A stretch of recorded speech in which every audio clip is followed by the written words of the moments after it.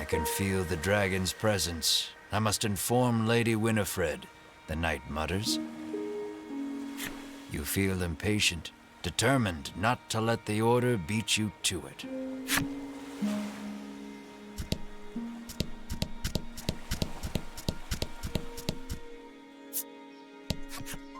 A troubled woman tells you that there has been a rise in thefts lately. She speculates the recession to be the cause.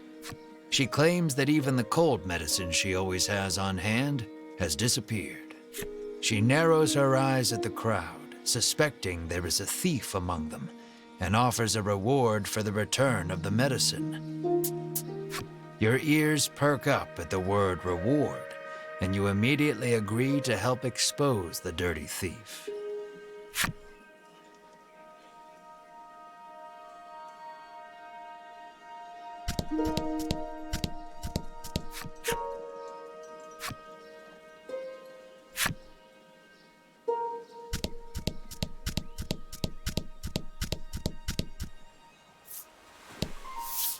You approach a woman sneaking around in a corner of town.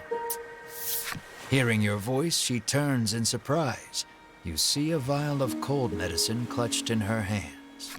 You explain that the person she stole it from needs it back. The woman begins to explain her own situation with downcast eyes. "My poor little boy is bedridden," she says tearfully. "He needs medicine, but I don't have any money, so I took it."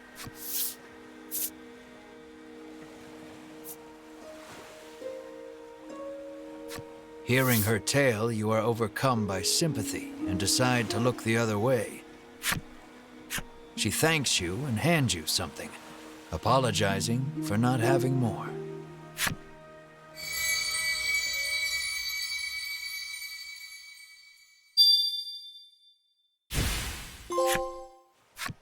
Medicine in hand, the woman leaves quickly.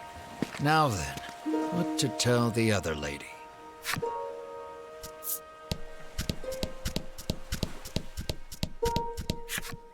You explain that you are unable to find the thief. Clearly saddened by the news, she explains that she keeps the medicine on hand for her husband, who gets sick quite easily.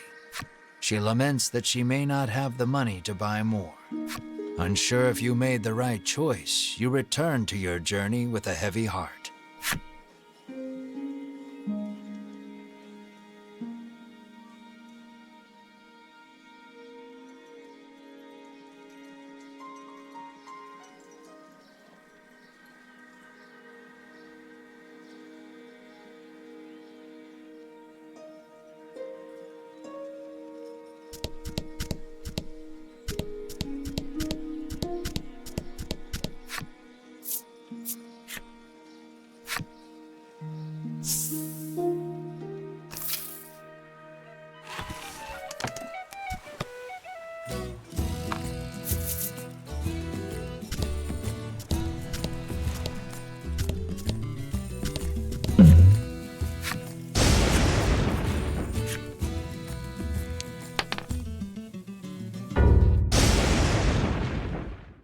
That one almost hit you. You glance over your shoulder and see Melanie, charred and smoking.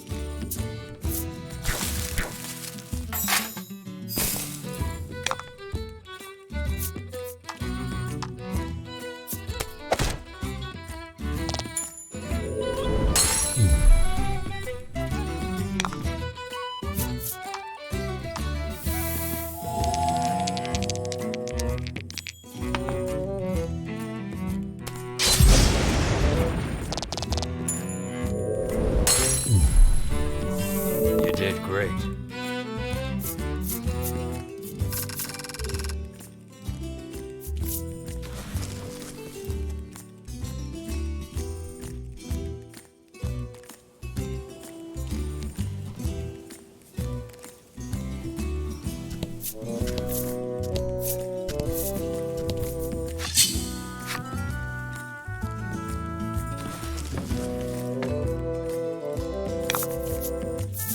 About the enemy.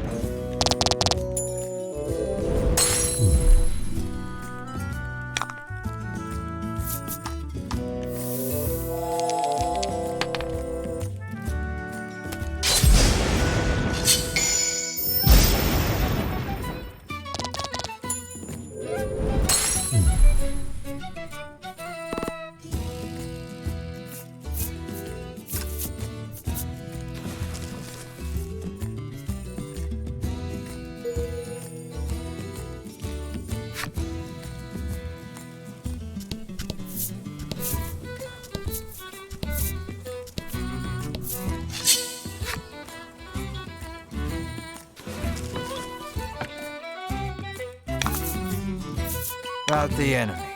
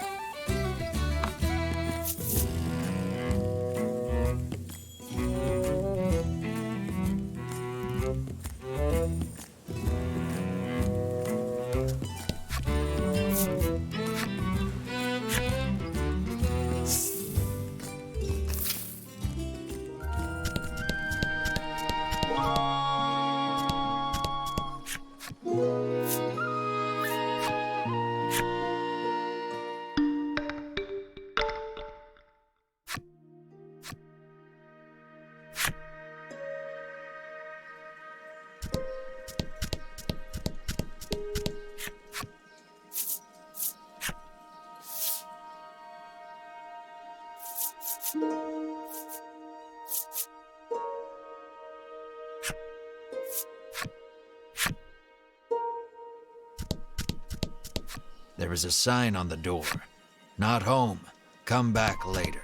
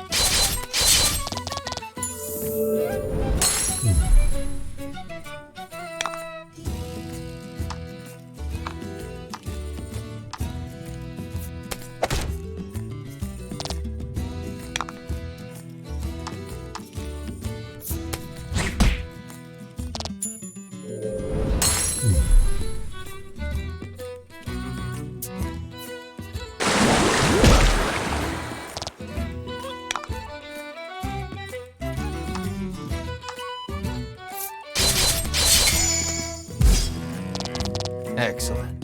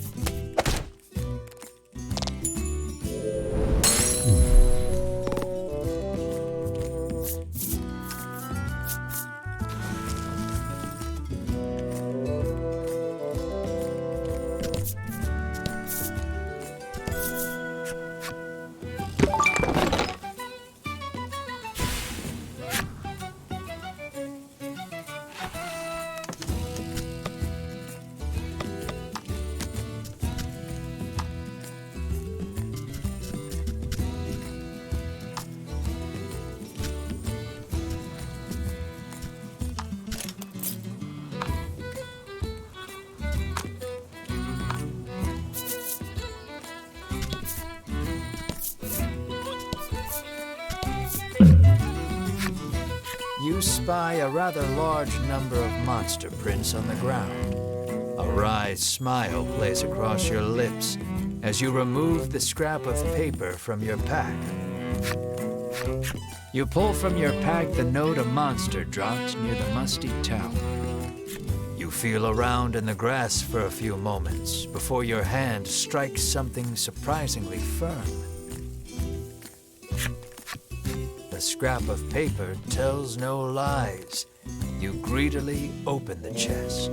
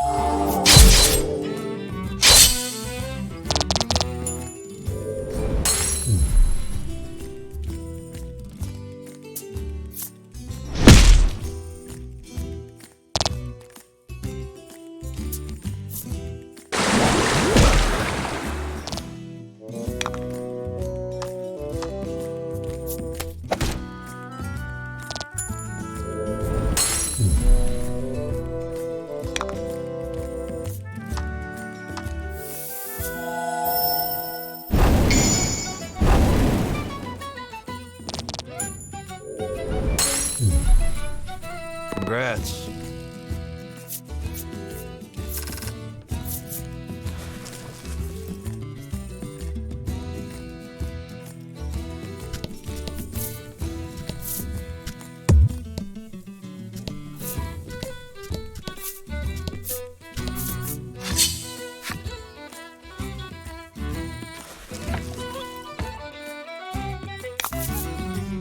And fight.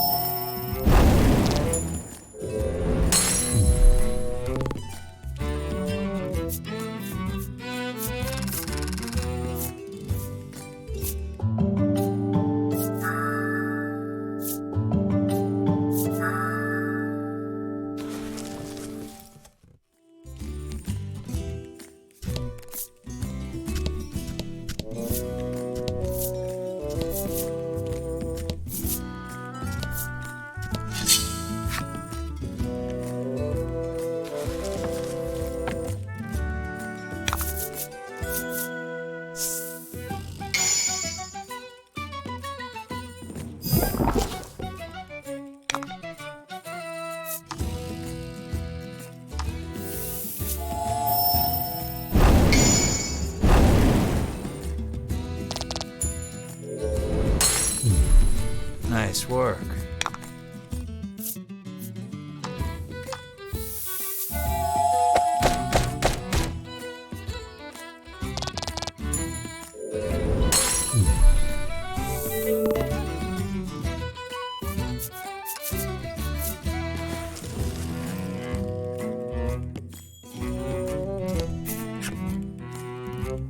Let's head to Unionville first, shall we?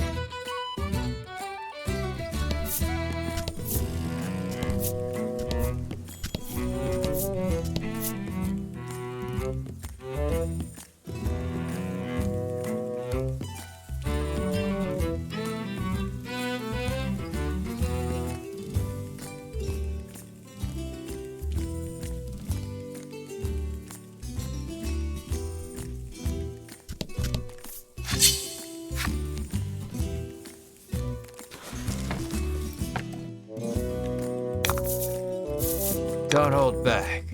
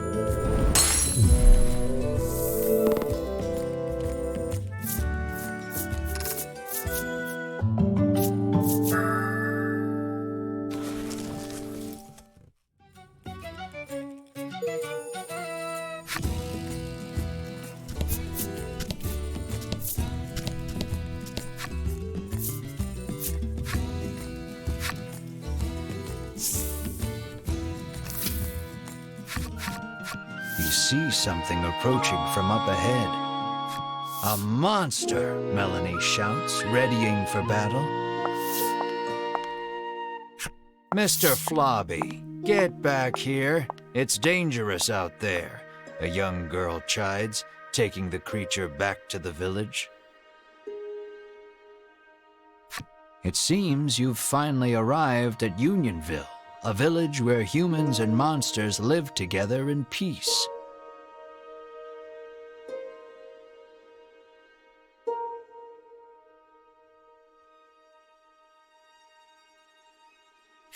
What a weird place, remarks Ridis lightheartedly.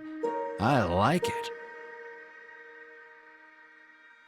We aren't staying a moment longer than necessary, says an unsettled Melanie, her distaste for monsters plain on her face.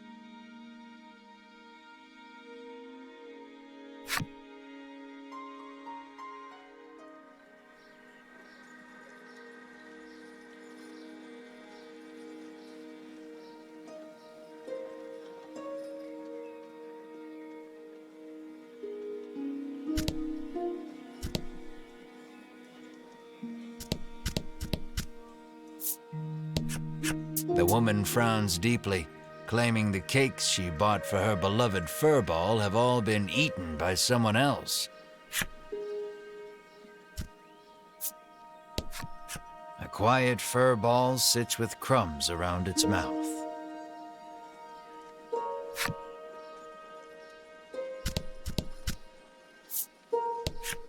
The child says his monster friend left the village suddenly to go back home. He claims the headman told him that he could go home when he grew up too. The little orc child pouts, but I don't know where my home is.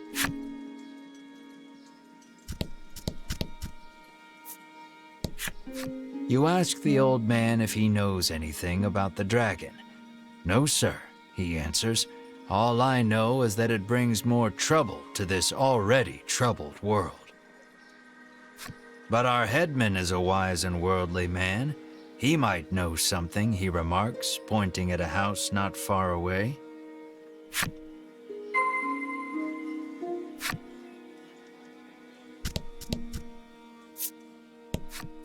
The little goblin sulks as he gazes upon the withering flowers he tried so desperately to take care of. He looks at you with tears in his eyes, silently begging you for help.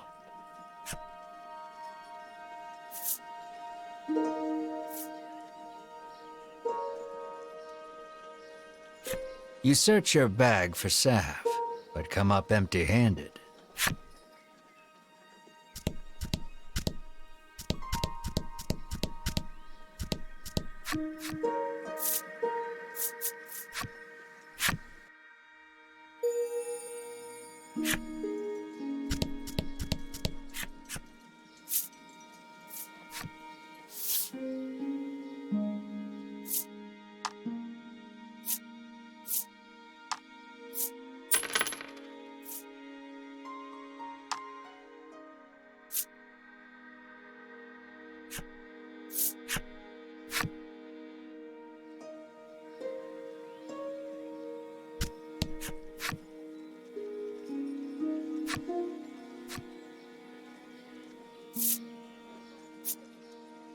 You pour the salve onto the flowers, and they stand up tall.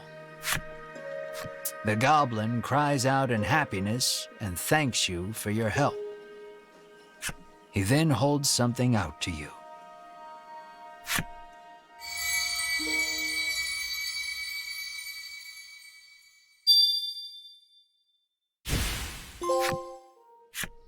The goblin stares lovingly at the beautiful flowers.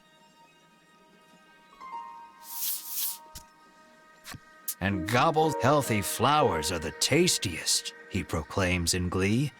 Did he grow those flowers just to eat them?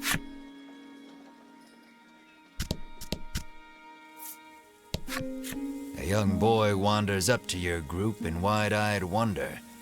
You surmise his curiosity stems from the lack of travelers visiting the village. You realize you are right when he assails you with questions about your origins and adventures.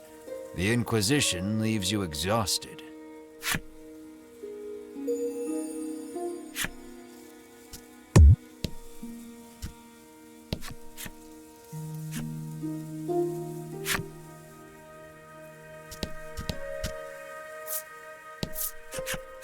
However, does your mouth become so filthy, Mr. Flobby? Sighs the girl as she wipes the slime clean. Clearly embarrassed, Mr. Flobby murmurs, "That's not my mouth."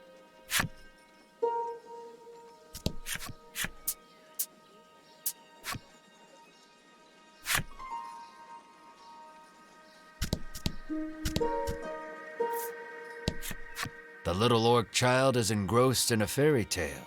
The title reads, "The Legend of the Dragon."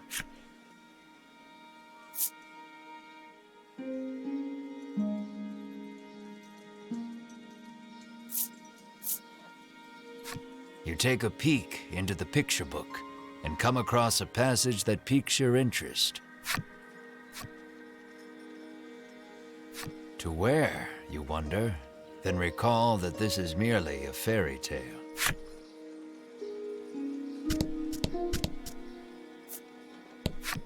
The village headman is a renowned gourmet, and rumor has it he only dines on the finest foods. The man says he wishes he too could have such a lavish meal just once in his life, his deep desire for delicacies only growing with time.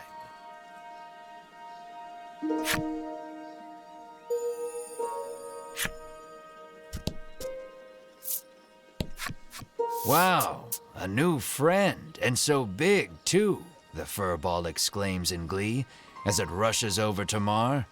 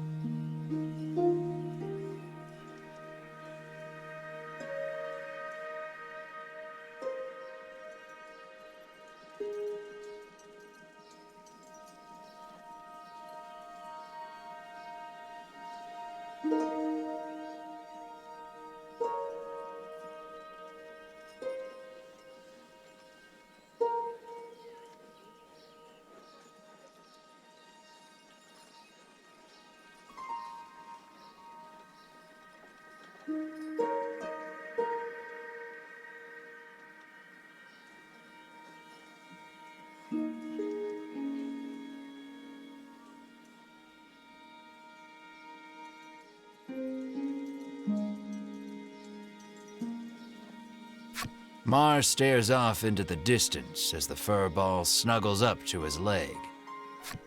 For some reason, Ridis joins in on the cuddling.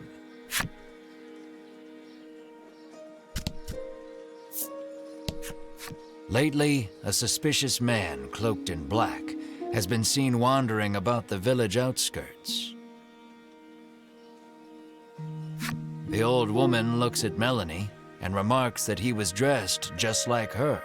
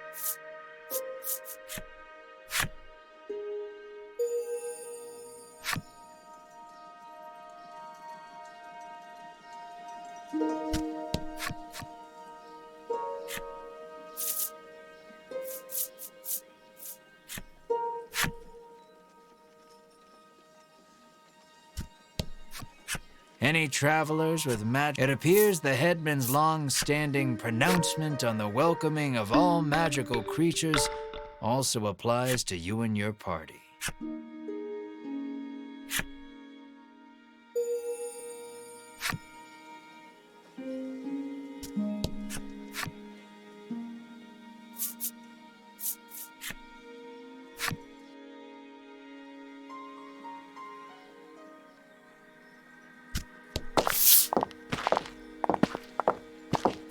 Travelers, you hear a voice call from somewhere. Down here, at thy feet, you look down to see a small clump of fur by your boots. The clump of fur speaks. I am Lappy, and I should like to journey forth with thee. Lappy the furball looks at you with amiable expectations.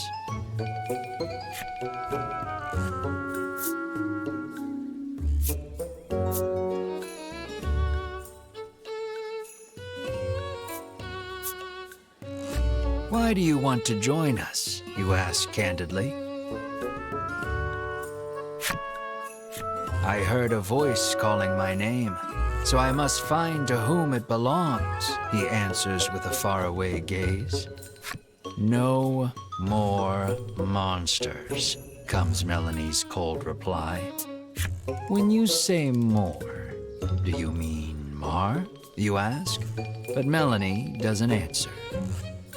Thoroughly rejected by Melanie, Lappy bursts into tears. Lappy says he has no friends because of his aged face and speech. All alone, he decided to leave the village on a journey. Your party is silenced by the crying child with the face of a grown man. It seems even monsters have their problems. You tell Melanie to be nice and quip that both she and Lappy could use a friend.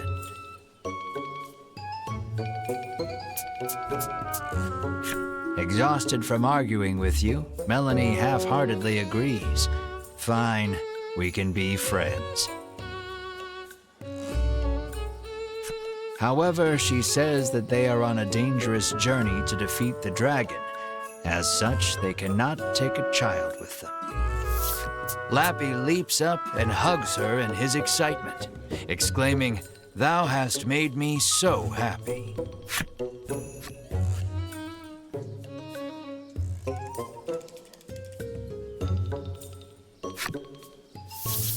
Till next time, Melanie says, peeling Lappy off of her and placing him on the ground. Though she thought all monsters to be evil, Melanie feels that the ones here are different. Finally, a friend.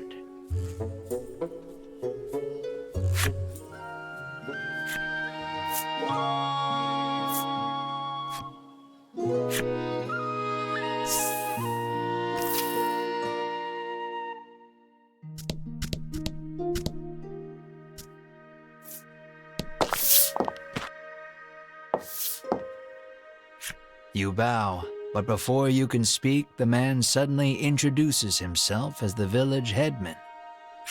He laughs, then shamelessly praises his own village as being wondrous and peaceful. "And who are you?" he asks.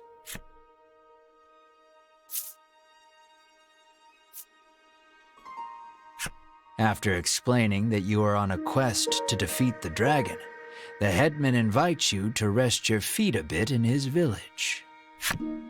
He says that he had heard rumors of the dragon when he traveled the world. You must be tired from your journey. Have a seat. I will have my chef prepare a feast, the headman says, then claps his hands twice to summon a stewardess.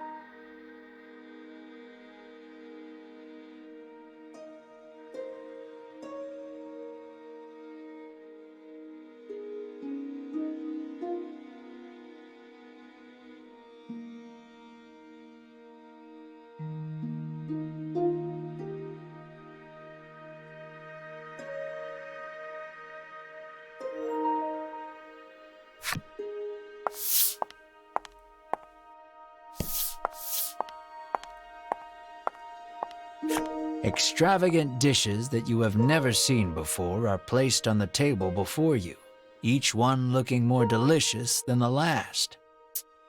You're drooling, Melanie scowls. You hadn't even noticed. You wipe your mouth with your sleeve, then gasp as you turn to Mar. Perhaps in an attempt to hold himself back, Mar is gnawing on the table corner. There, we'll eat soon, you reassure Mar while gently stroking his head. The doors fly open in the next instant, and a girl runs in. With tears in her eyes, she tells you that her dear companion, Mr. Flobby the Slime, is missing. The headman's eyes go wide in surprise. We must find that slime right away, he says, and you are starving. But it doesn't look like you'll be able to partake of the feast before you because of Mr. Flobby's disappearance.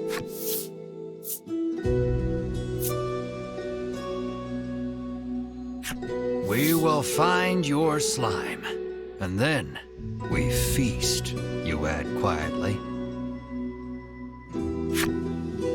Melanie reminds you that you are here to get clues about the dragon from the headman. What's the difference? Literally everything. Hunger taking its toll, you two begin to argue. Brave heroes, the headman interjects, then bows his head. Would you please find her slime? It appears the story has hit a standstill until you find the missing Mr. Flobby. You need to hear the whole story from the young girl.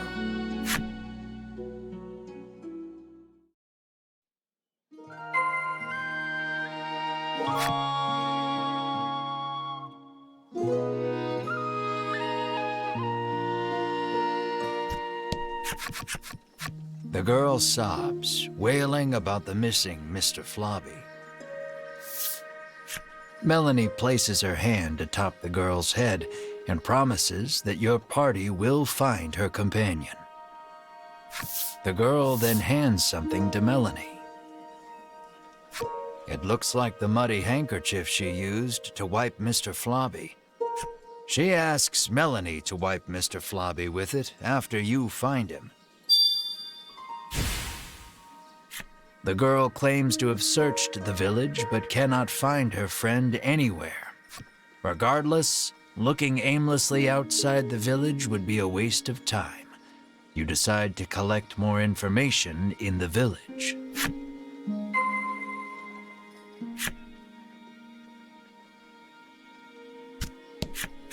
The goblin dutifully tends his flower bed, eagerly anticipating the day they bloom.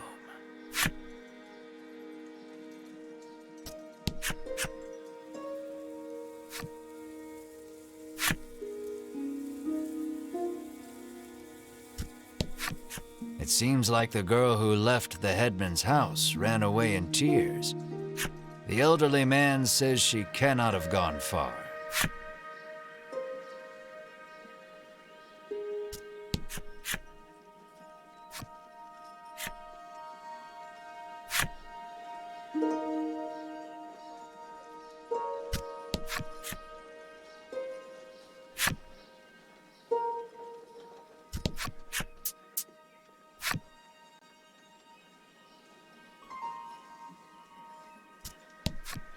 She says she saw a suspicious man in black with a slime outside the village not long ago.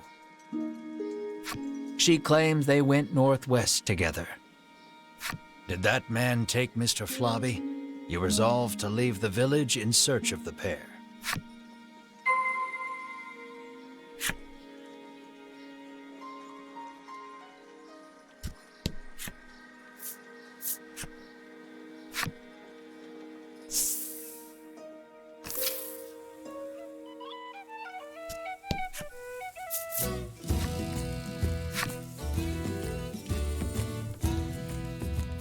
Though a torch is not strictly necessary, it would certainly help you find your way through the dimly lit shrine.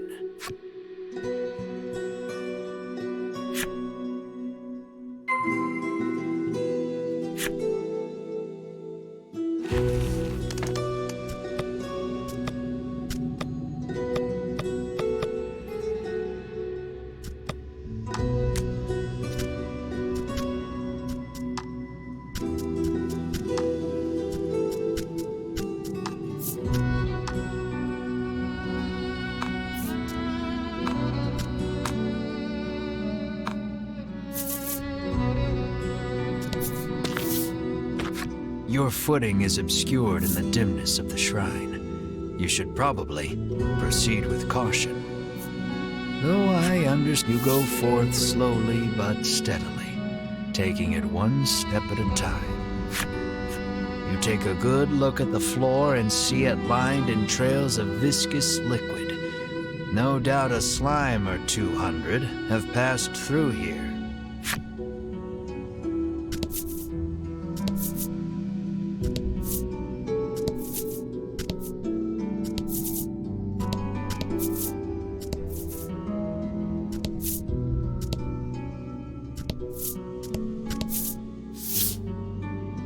It looks like poor Mr. Flobby is being held captive by the Mystery Man.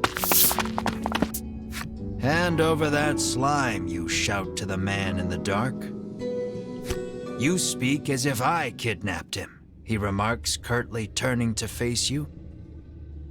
When your eyes finally adjust to the surrounding darkness, you realize the man's clothes look eerily similar to Melanie's. Melanie's mouth falls open in surprise.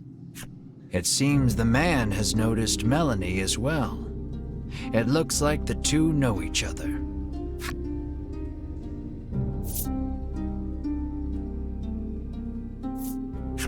The man says that he and Melanie came from the same village, where this was their native dress.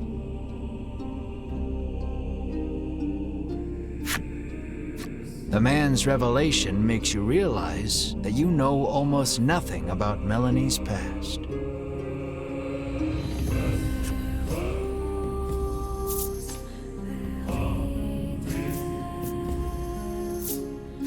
You ask her if he is a childhood friend, but she holds her tongue. Then the man speaks. With forbidden magic, our clan has ensured the dragon, he begins, when Melanie cuts in. She rattles on about the man, telling you that he is Vince, a lunatic obsessed with the dragon. Vince resentfully claims that he is searching for the noble dragon to protect it. You ran away from home with your tail between your legs, he ridicules. Enraged, Melanie lunges at Vince. You have so many questions, but realize that the most pressing matter is getting Mr. Flobby back. So you ready for battle? Careful, he won't go down easy.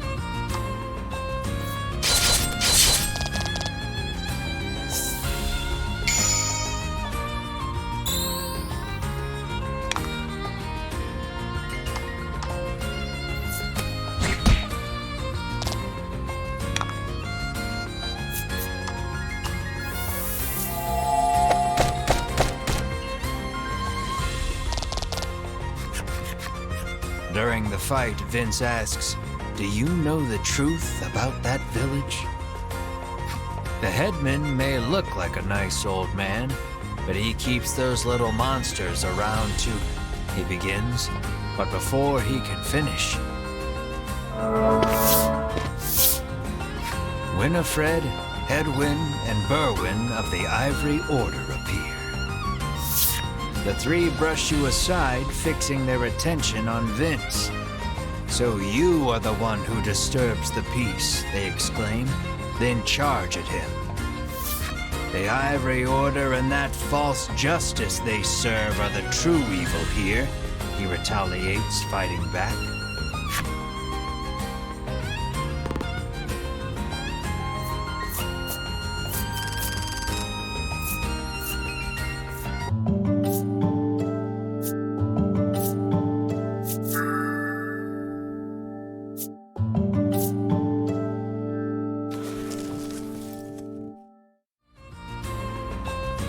Seeing the two parties occupied with each other, you realize this is your chance to grab Mr. Flobby.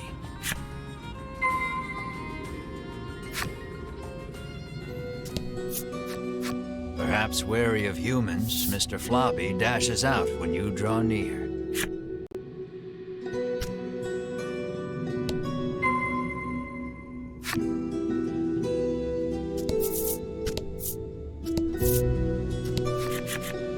Vince is on equal footing with the three from the Order. You realize then that he wasn't fighting in earnest against you earlier. Engrossed in their battle, the combatants pay you no mind.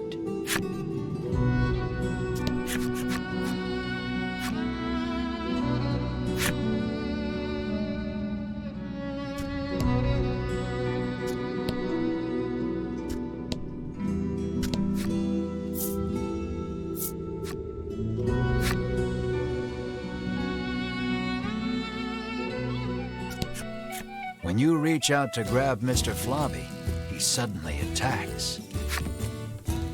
Lower Mr. Flobby's stamina to calm him down.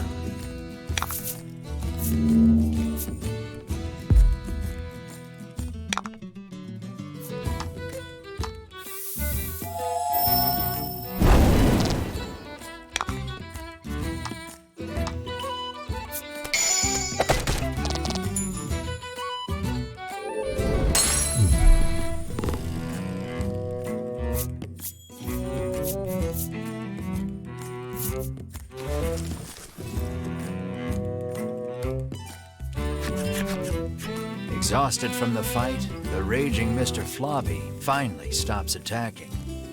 But it seems he hasn't yet come to his senses. He glares warily at your party. Find something to help return Mr. Flobby to normal.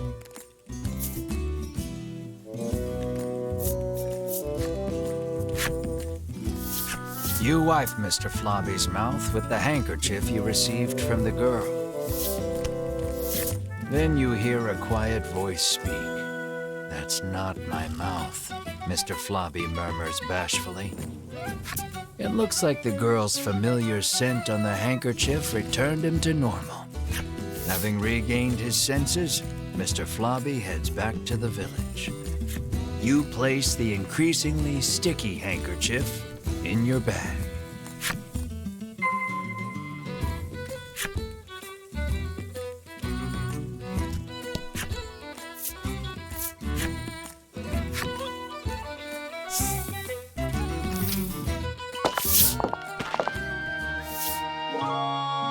Lappy approaches and tells you that Mr. Flobby has returned.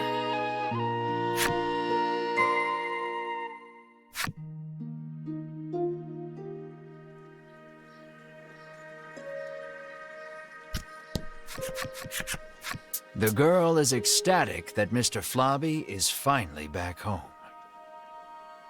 "I'm happy for you," Melanie says with a smile as she returns the handkerchief. The girl bows her head and thanks you deeply. Mr. Flobby looks as slimy as ever. You just hope it's a happy slime. The headman wants us to bring Mr. Flobby to him. Would you mind, you ask? Of course not, but bring him back soon, she answers with a bright smile.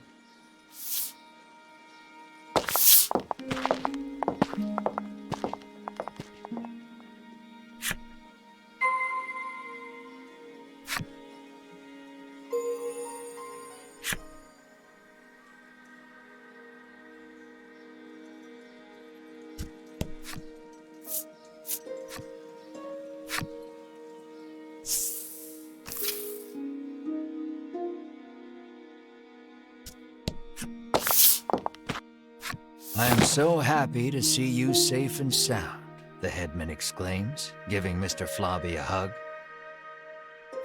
You explain everything that happened, including the incident with Vince and the Ivory Order. He expresses his relief that the Order will be taking care of the criminal. He then thanks you for your hard work and instructs his stewardess to prepare dinner for your party.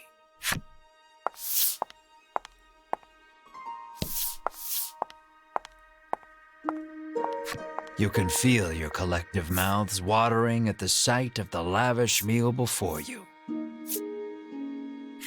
You, Mar, and Ridis immediately dig in. You aren't sure where you find a moment to breathe among all the feasting. Please, eat to your heart's content, the headman insists with a smile. Once your belly is full, you realize that Mr. Flobby is gone. And then... Room for dessert? The headman asks, offering you a plate of slimy jelly.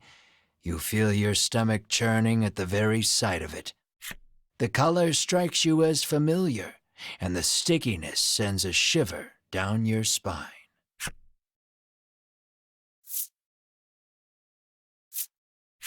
Is this Mr. Flobby? You ask the headman, your voice trembling in disbelief. The headman looks at you with a plain expression, one that holds no malice. Is that a problem? He questions back.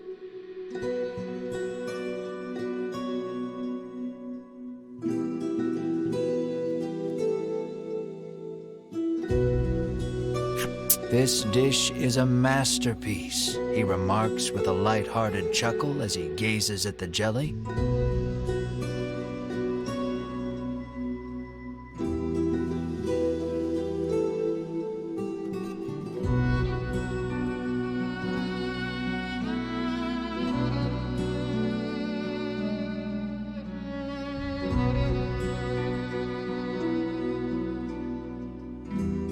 And I have you brave heroes to thank for it. Had you not brought that slime back, we would not be able to enjoy this exquisite dessert.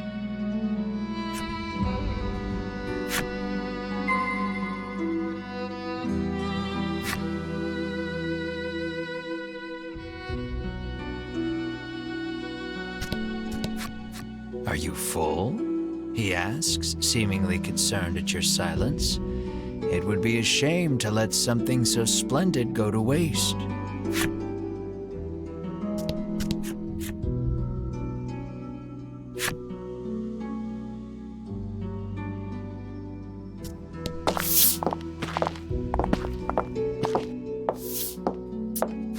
You move to leave, but the headman stops you. I try to get my meat while it's still young and tender, but at least your pet is very plump, he remarks, licking his lips. He points at Mar and asks, would you consider leaving that creature here with me?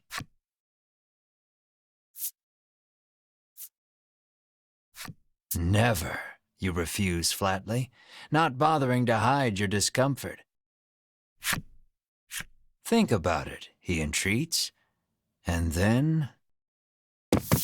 You grab the headman by his lapels, hands trembling in fury.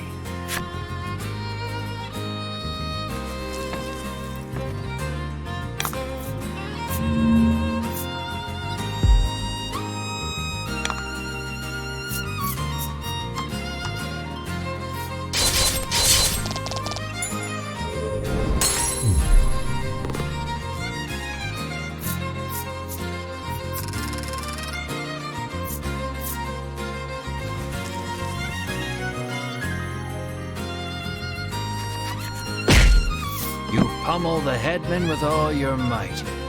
Curled up on the ground, the headman groans in pain, but insists that monsters were meant to be eaten.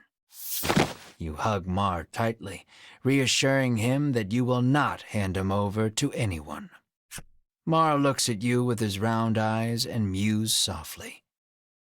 You meet eyes with the rest of your party and reach a tacit agreement.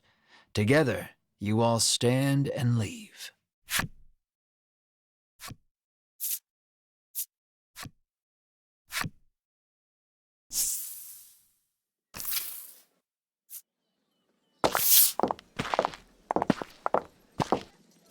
As you are about to leave the headman's house, though, the old man suddenly charges at you from behind. But Mar, the keener of you two, is quick to block his path.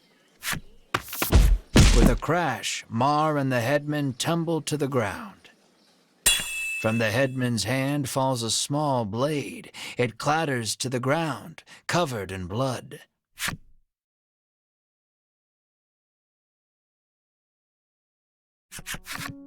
You take the injured Mar to an inn where you can watch over him.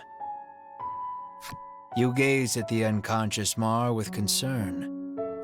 Despite the shallow wound, no amount of medicine seems to rouse Mar from the bed. I heard that my friends were in danger, so I came as quickly as I could, Lappy says. As he reaches Mar's bedside, he leans over and licks his wound. "This is what-you-call-it extract," he shouts. He explains that it is a poison extracted from a certain monster. If it enters the body, it drastically reduces one's stamina. Hearing those words, you realize the headman's blade must have been coated in this poison. Mar's condition starts to make sense. "Isn't there anything we can do?" Melanie asks. Lappy's eyes widen in realization before he places his mouth over Mar's wound and begins sucking. He then puts the what-you-call-it extract into a bottle and hands it to you.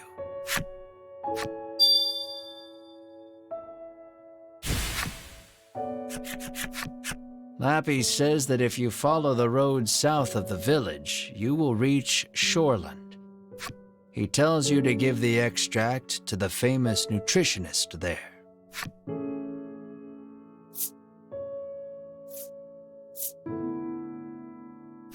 Realizing that you are at fault for this, you don't hesitate to undertake the quest. But this is strange. The extract comes from a monster, so it should have no effect on one, Lappy remarks with a curious tilt of his head.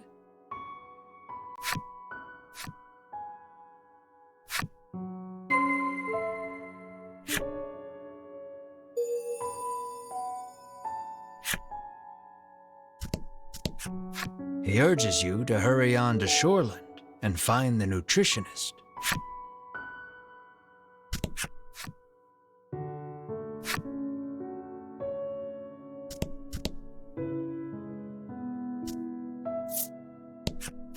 "I thought a beast of that size would eat us out of house and home," she remarks, no doubt talking about Mar.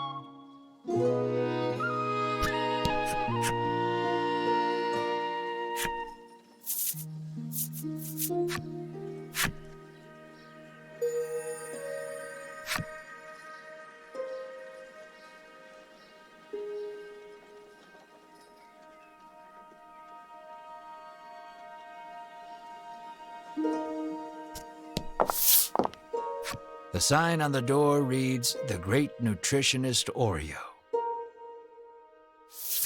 You open the door without knocking. "Is anyone home?" you call.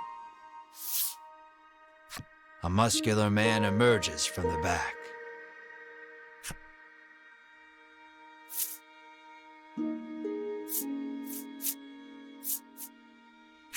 You politely ask if he is the nutritionist. "Indeed, I am the nutritionist Oreo," he answers. He says he has been studying dietetics here for many years. You hand Oreo the extract and explain that your comrade is now bedridden because of it. He stares at the extract for a long time, and then opens the bottle and laps at the liquid inside. "That's poison!" Melanie shouts in alarm. The man insists that he'll be fine with his expertise of nutrition, and insists that knowledge is power, as if that will help somehow. Regardless, it seems he managed to grasp the composition of the poison with that lick, and starts concocting a nutritional supplement to counter it. However, he says he needs a spry fish, which has been difficult to catch lately. He needs a special fish to make the necessary supplement.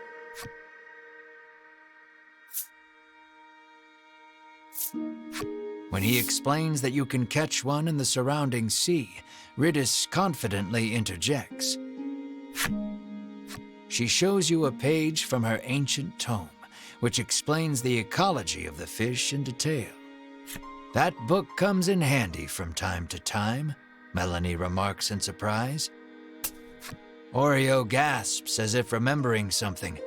He says that his son went out fishing and, with a bit of luck, may have already caught a spry fish. It sounds like his son is fishing on the wharf. You decide to go find him.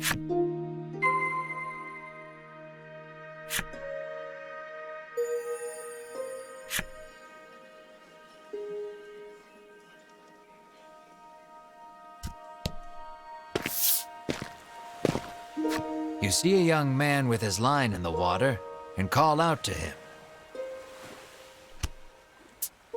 He turns around and flexes, shouting out suddenly, "Power is power."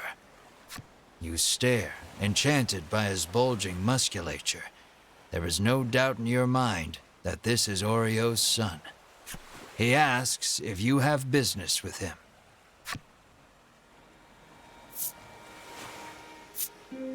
Though you are pretty sure of the answer, you ask the young man if he is the nutritionist's son. "That I am," he answers. He introduces himself as Bruno and says he is learning to be a nutritionist like his father. You introduce yourself, expressing to him that you are a hero on a journey and require a spry fish to save your ill comrade.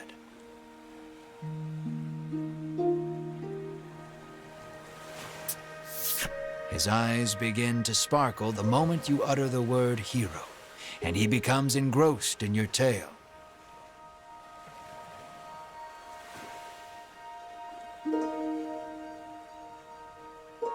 More or less grasping the situation, he regrets to inform you that he has not caught any spry fish yet. He says that a monster has settled near their town, and its thundering roars have scared most of the fish away. You know Oreo needs a spry fish to make that supplement. Hearing the despair in your voice, Bruno speaks, his words like an ember in the dark. He tells you that there is a harbor near town where fishermen gather.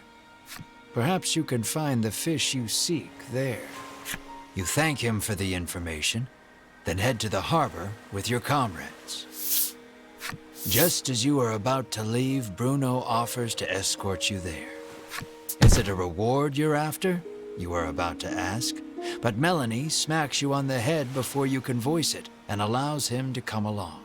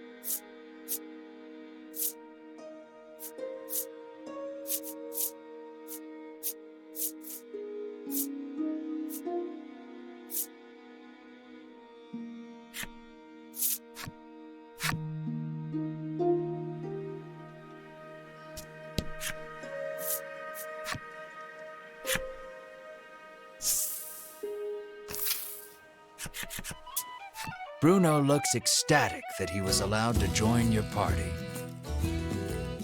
When you ask him why, he tells you that his dream is to be an adventurer and has thus been training every day.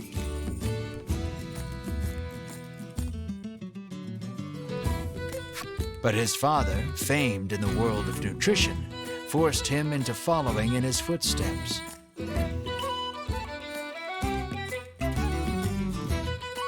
One desires strength, the other knowledge. Unable to see eye to eye, the two fight nearly every day. What will you ask Bruno?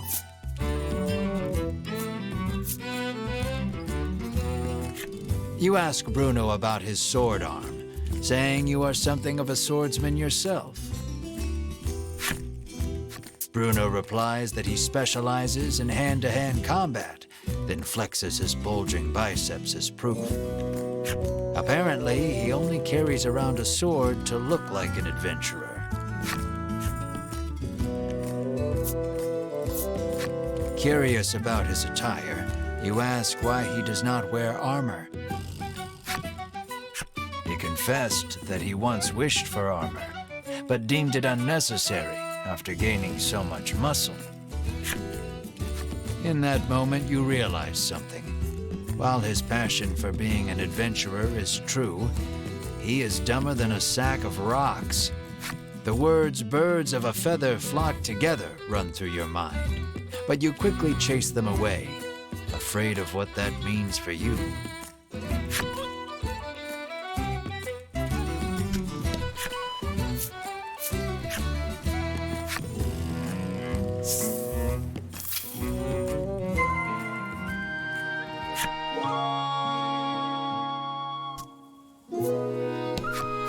He has been fishing for several days, having decided not to return home empty-handed. He hopes his wife and child back in Shoreland are well.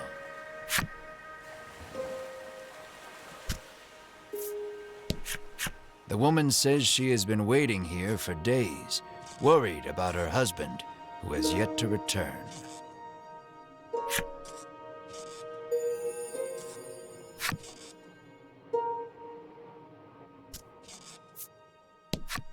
Lately, a monstrous roar has been disturbing the seas and scaring away all the fish.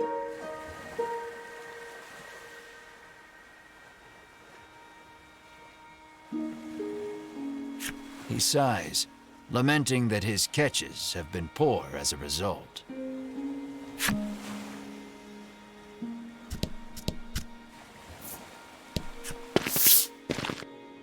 A rough-tempered piscator stands there, having just returned from fishing. Mars' fate rests upon this man's haul.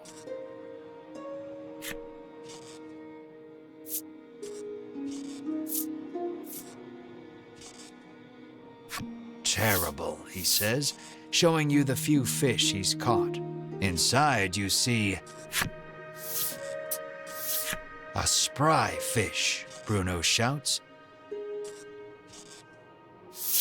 You ask him if you can have the spry fish, but he says he won't give it up for free.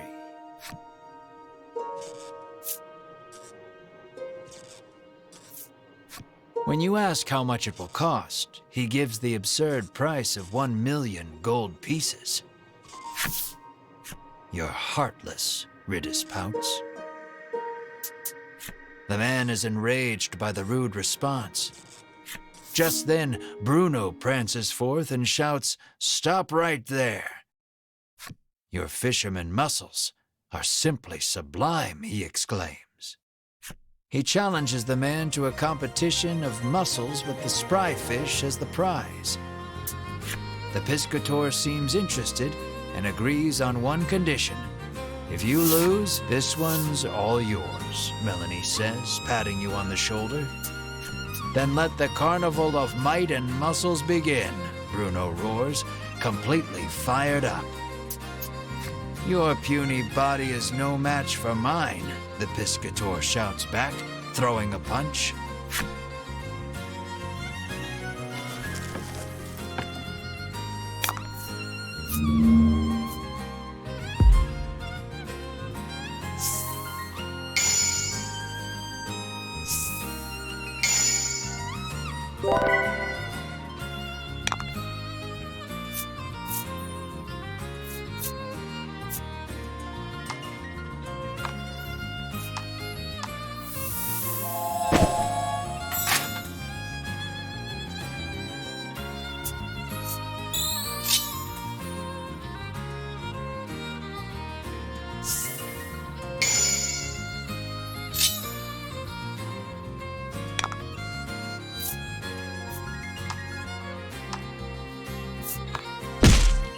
You're doing great.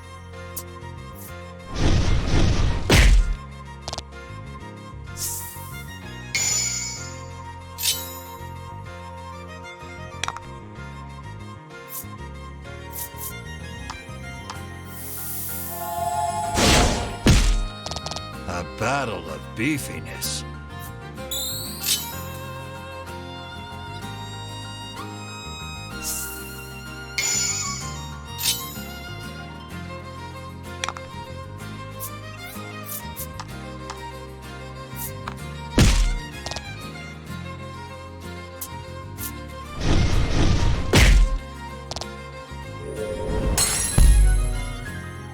Looks like your adventure ends here.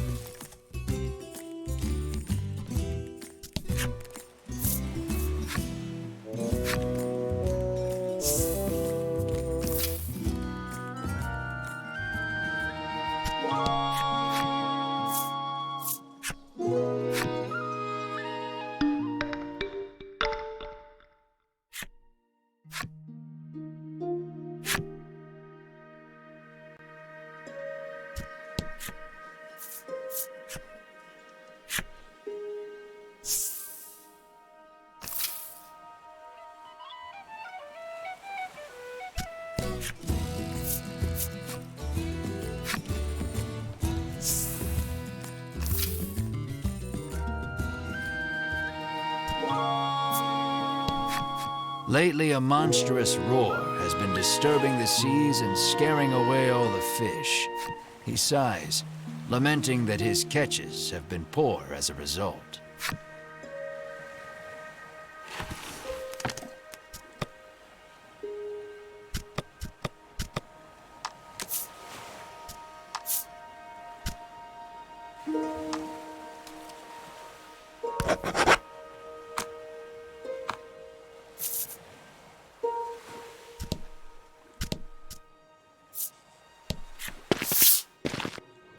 A rough-tempered piscator, Mars' fate rests upon this man's haul. Terrible, he says, showing you the few fish he's caught. You ask him if you can have the spry fish, but he says he won't give it up. The piscator is shocked by your outburst. What did you say? The piscator roars. And you immediately... Just then, Bruno prances forth and shouts, "Stop right there, your fisherman muscles." He challenges the man. "This one's all yours." "Then let the carnival of your puny body is no match for mine," the piscator shouts back, throwing a punch.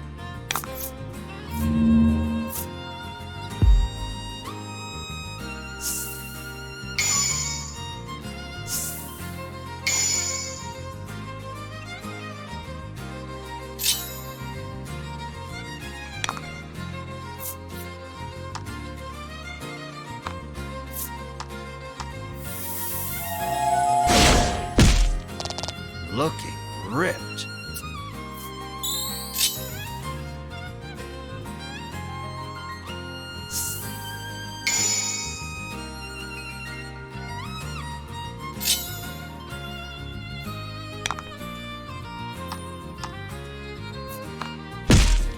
A battle of beefiness.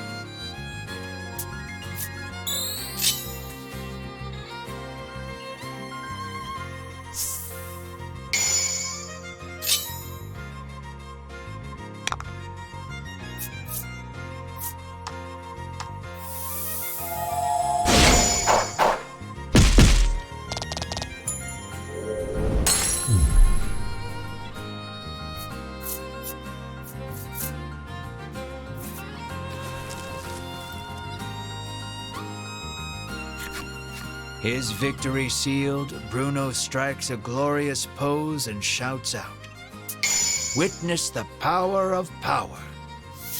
Defeated, the piscator hands over the spry fish to Bruno. Bruno extends a hand to the piscator, who has fallen to his knees. With a serene smile, he takes the offered hand. An unspoken friendship begins to form between the two. Or at least, you hope that's what the prolonged silence between them means.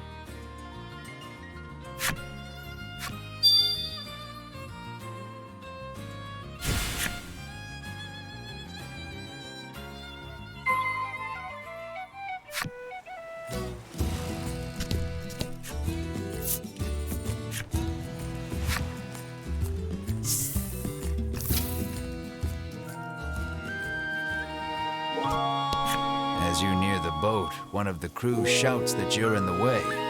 You decide it may be best to keep your distance from the vessel.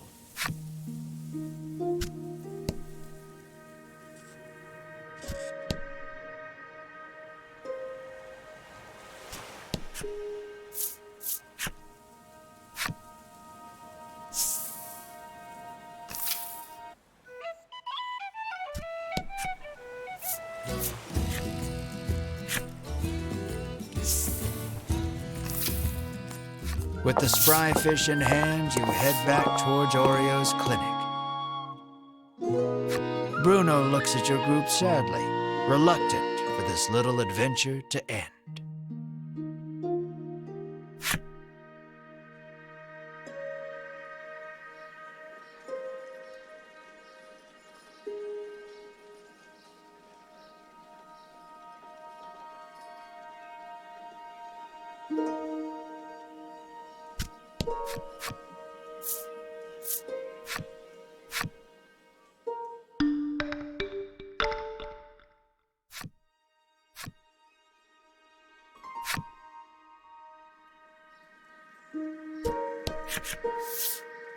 You hand the fish to Oreo and ask him to make you the supplement.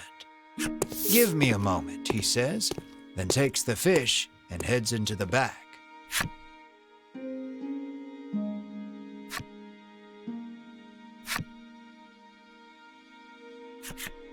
"It's ready," he says, emerging from his room and handing you a bottle.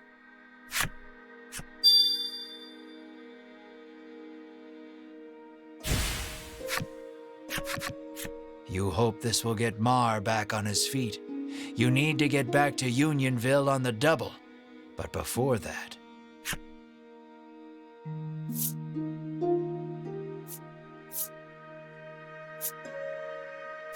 You wordlessly extend a hand to Bruno. Bruno takes your hand and gives it a firm shake. You can feel the bones in your hands splintering. You just hope Bruno has enough self-restraint not to shatter them completely.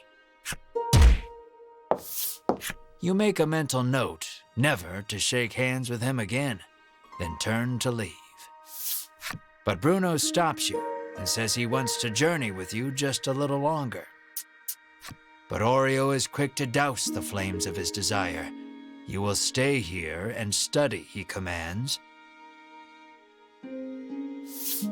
"Then you leave me no choice," Bruno's expression reads as he raises both hands behind his head and squats at hyperspeed.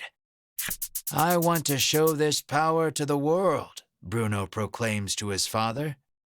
"You have much to learn, my son," Oreo retorts as he starts sidestepping at breakneck speed. Only the sound of their labored breathing and bodies moving resonates through the otherwise silent room. You can only look on in stunned silence at the enigmatic display.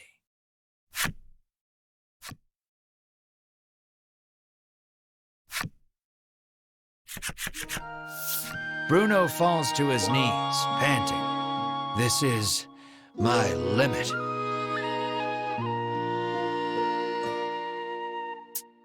"You have grown, my son," Oreo says, looking no worse for wear. "So are you coming with us or not?" Melanie interjects, ever the blunt one. "Only our muscles know the answer," comes Bruno's cryptic reply. "I don't get it," Ridis remarks frankly. On the condition that he study nutrition upon his return, Bruno is allowed to go with you for just a little while longer. You realize that these two have a very special way of talking that no one else can understand.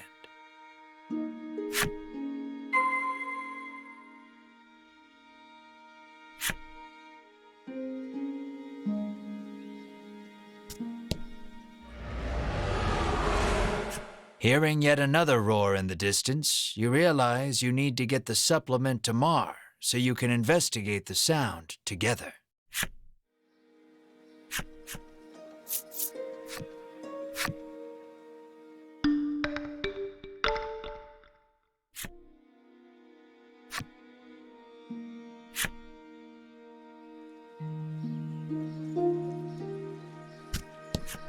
"Come back later. I'm developing a new supplement," he says, then retreats to the back room. You decide to leave him be.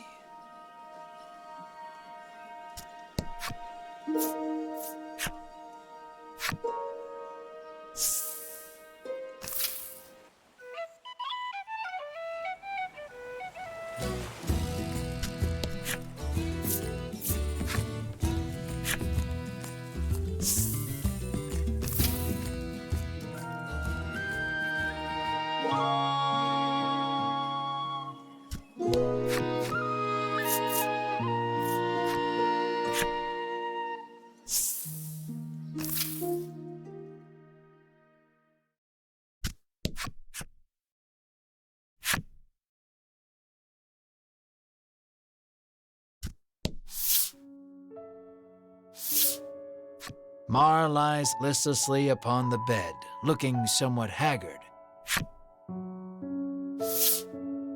You help Mar sit up. "Drink this, Mar," you say to him gently. He weakly opens his mouth, and you slowly pour the energy concentrate inside.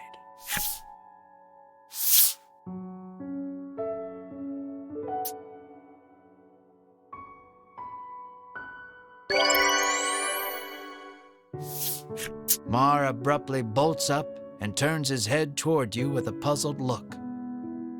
It looks like Mar is all better now.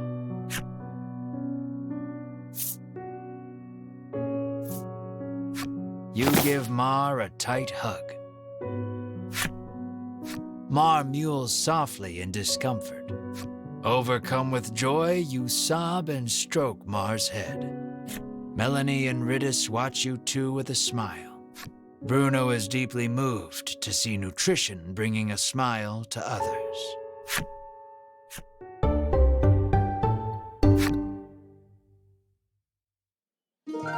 With this, you can finally put the happenings of that strange village behind you. You decide to take Bruno back to Shoreland, then continue your search for the dragon.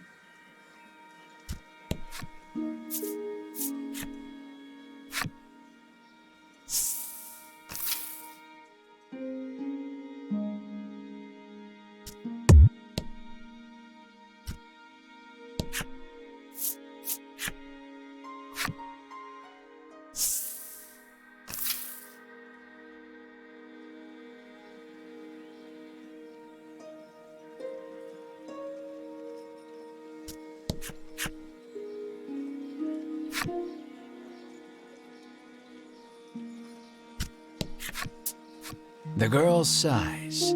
"You're dirty again," she says, wiping a slime's mouth. "Mr. Flobby, you're alive," you exclaim in glee. "This is Mr. Globby, Mr. Flobby's cousin," she tells you.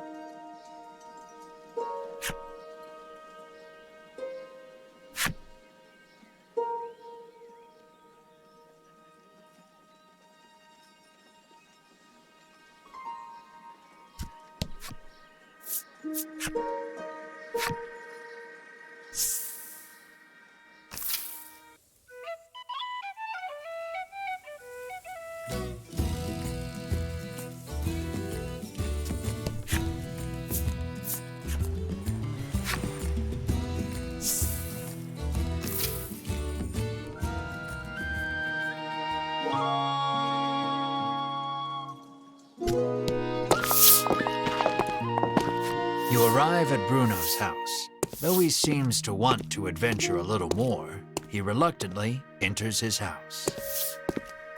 You ask Oreo if he knows anything about the monster behind that mighty roar. He says that the creature nests atop a tower not far from town. With that, your next destination is decided. Here, you will part ways with these two, but you owe a great deal to the nutritionist and his son. Bruno looks at you, his eyes begging you to let him come along. What will you say?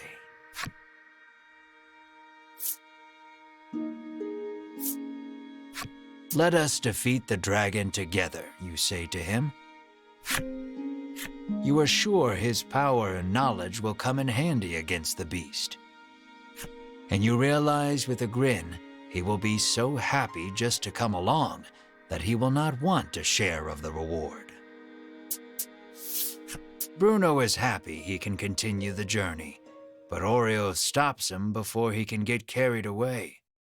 You must stay here and study, Oreo said. Bruno explains that the journey thus far has taught him the splendor of nutrition, and he now wishes to travel the world to deepen his knowledge. After hearing his son out, Oreo suddenly removes his glasses. And in the blink of an eye, the flesh of Bruno's cheeks, pectorals, and abdomen recess.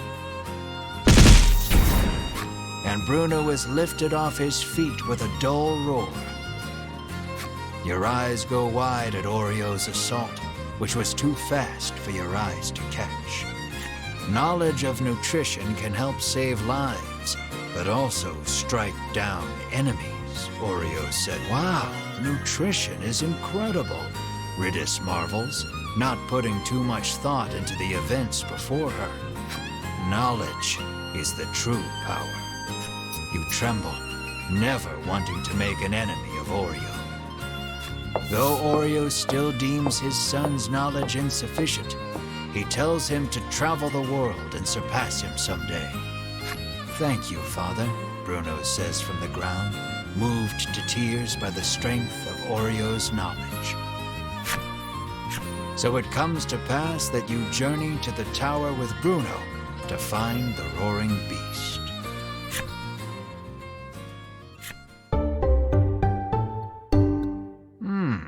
Yet another colorful character.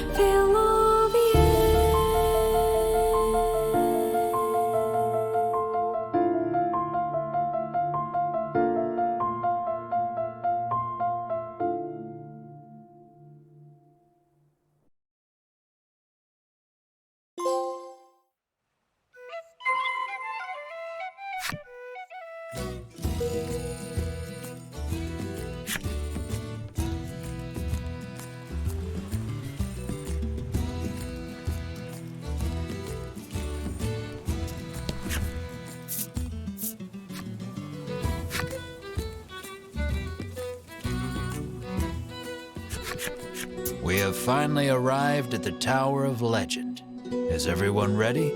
You ask with a posed look. Bruno was the first to respond. But this is just an old lighthouse, he remarks, oblivious to your sudden embarrassment. Ridis snorts to herself, seeing you red in the face from jumping to conclusions.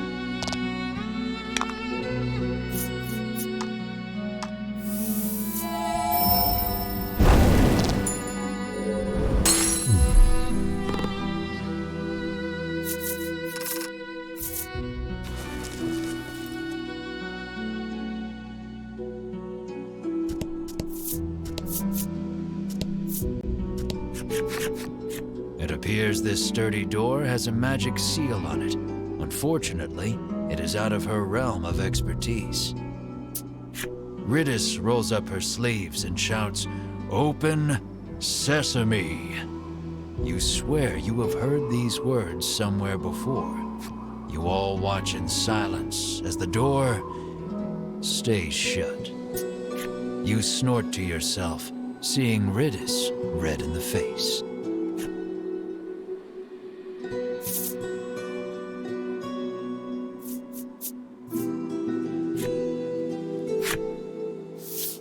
Bruno exhales deeply, then places both hands on the door. He pushes with all his might, his breath labored, chest heaving, sweat dribbling. And it opens. It seems the magic seal could not protect the door from the physical might of your most stalwart companion. This is the power of power, Bruno pants, but you promptly ignore him and enter the tower.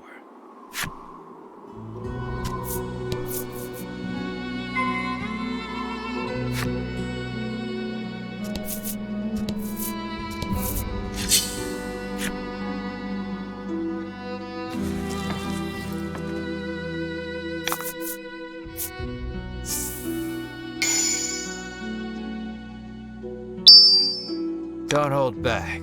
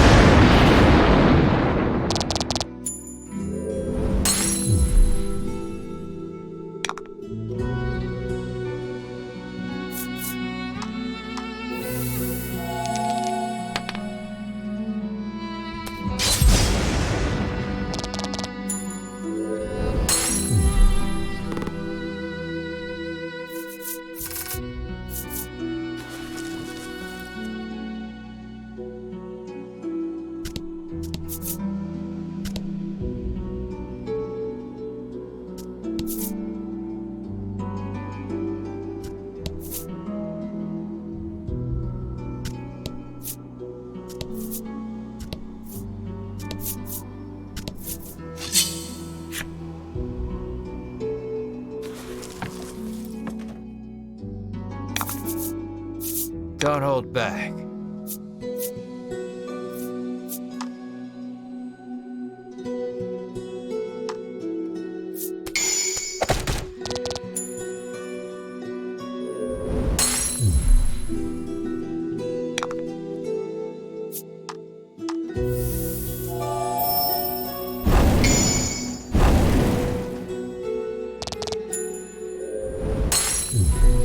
Fortune favors the bold.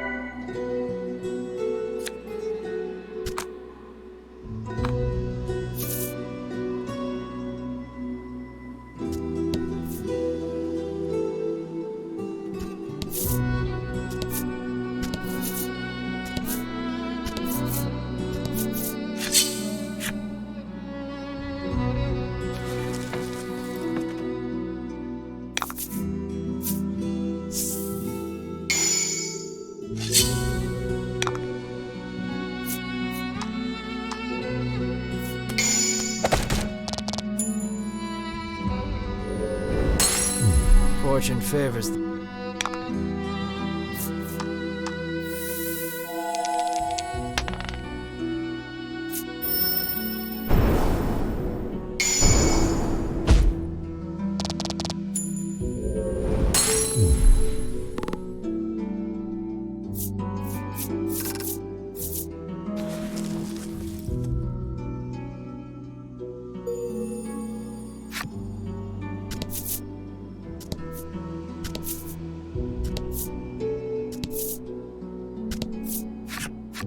Foolish humans.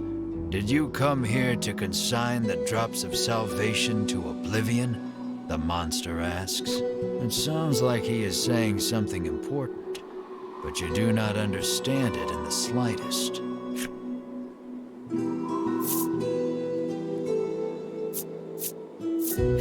Riddis has given up on thinking and whistles an offbeat melody to herself. You have made a poor choice. Melanie is so absorbed in thinking about the creature's words, she cannot hear. While everyone is distracted, the monster attacks.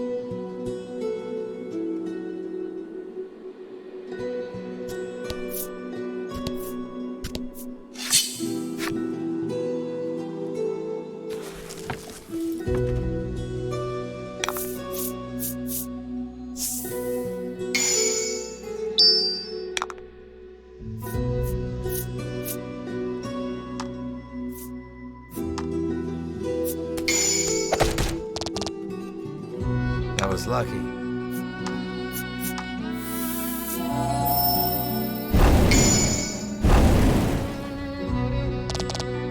Excellent.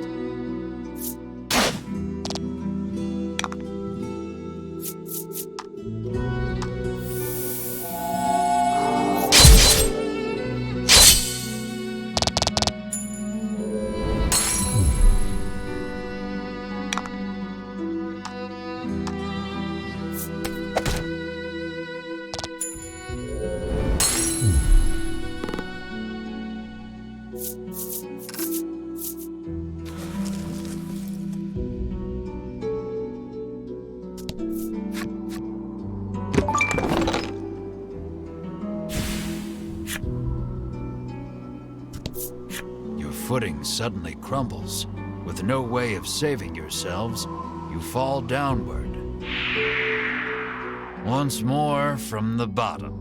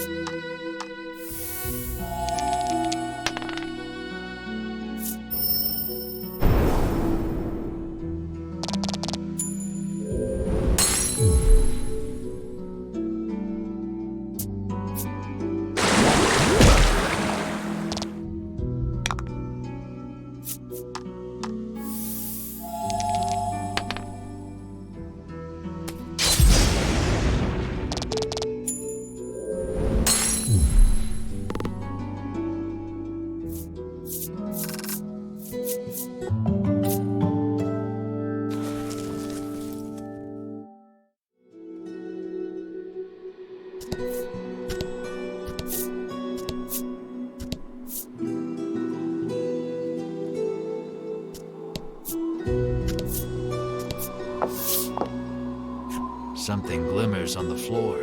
Melanie suggests it might be money. You are instantly upon the shining object, picking it up. Melanie asks why you have such a fixation with money. We were poor, so you begin. then remember being serious isn't in your character. Leaving your past a mystery, you quickly throw aside the shiny piece of glass and move on.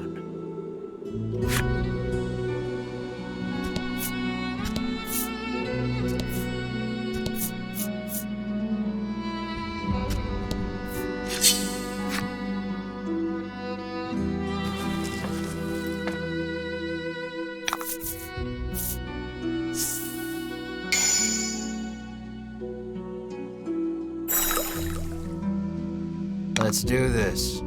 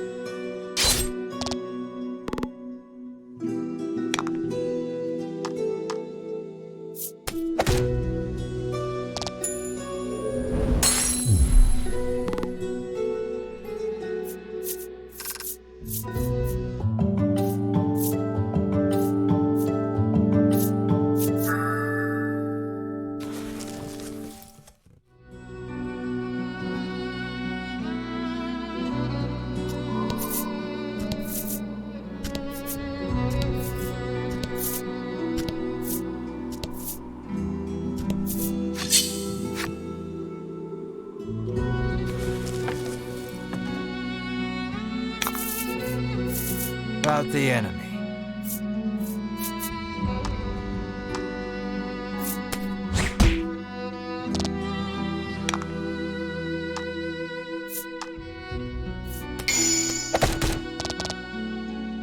Excellent.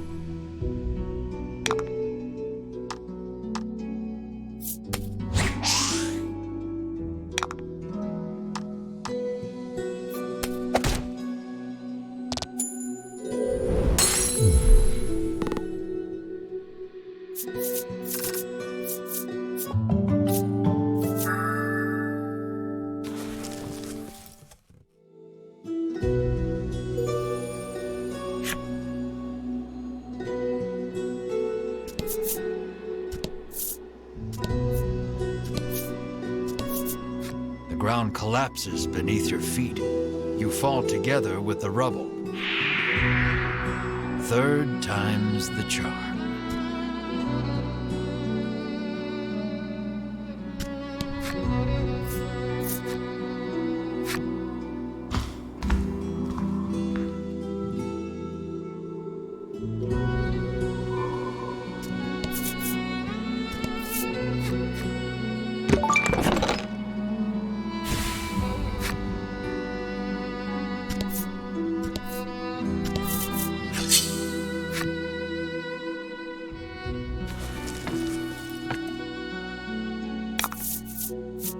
Don't hold back.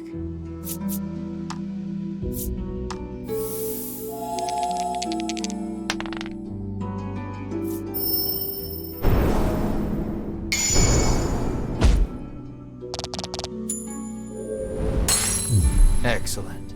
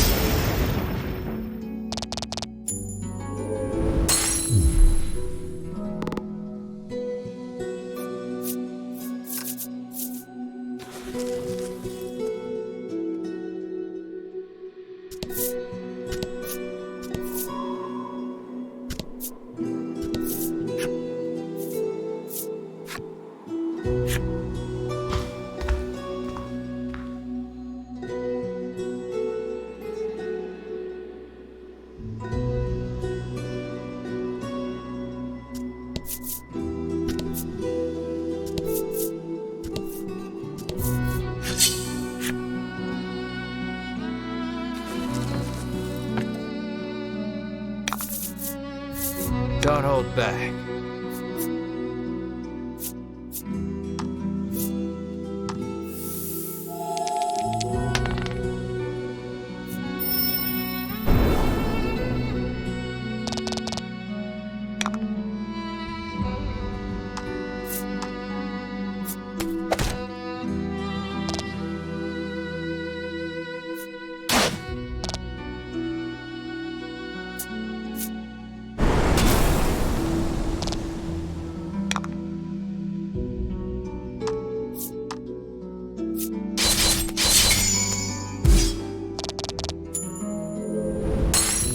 Fortune favors the bold.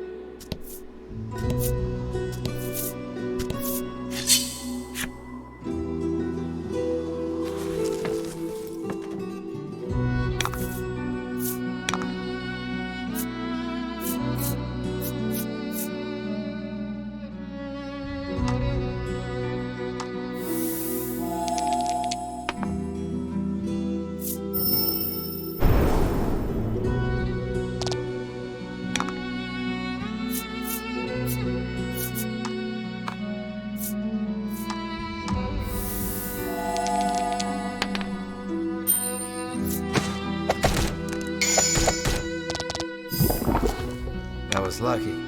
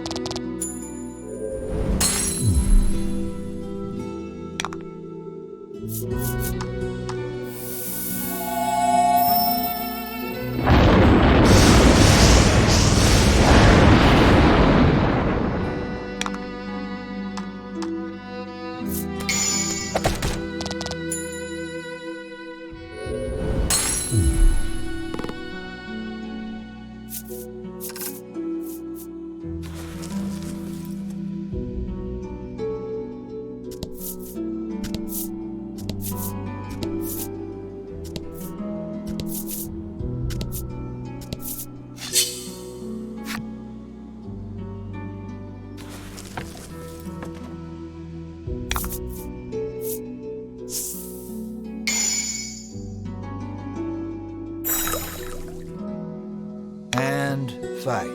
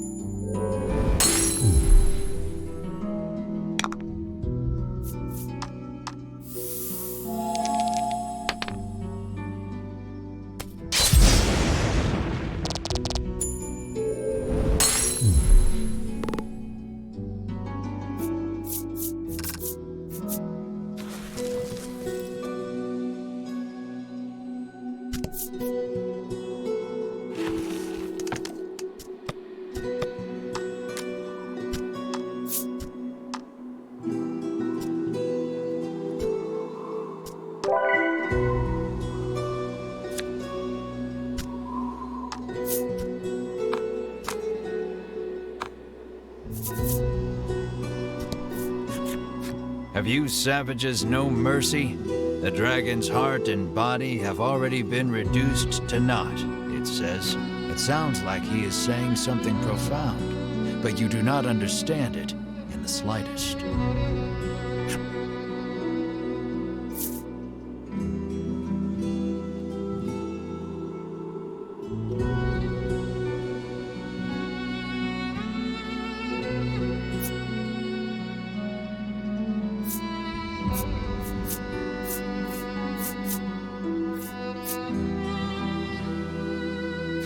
Realizing the creature's words are beyond her comprehension, Ritis gives up on thinking and yawns loudly.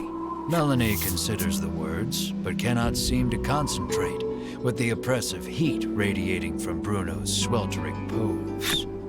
You feel your eye twitch, realizing that your comrades may be the death of you. While everyone is distracted, the monster attacks.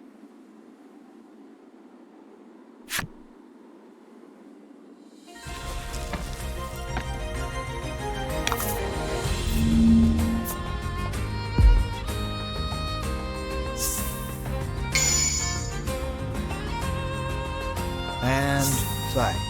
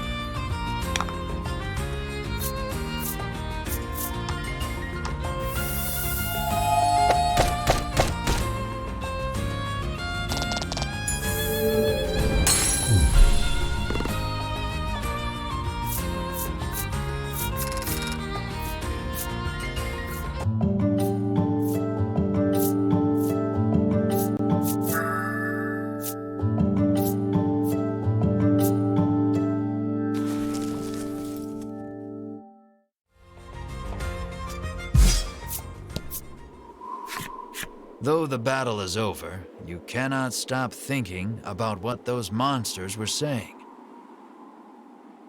Come on, we have to defeat that dragon, Melanie says assuredly. Why are you so obsessed with defeating the dragon? You ask her. She explains that her mother was killed by the dragon. She did not say any more, but her hatred for the beast was clear in her eyes.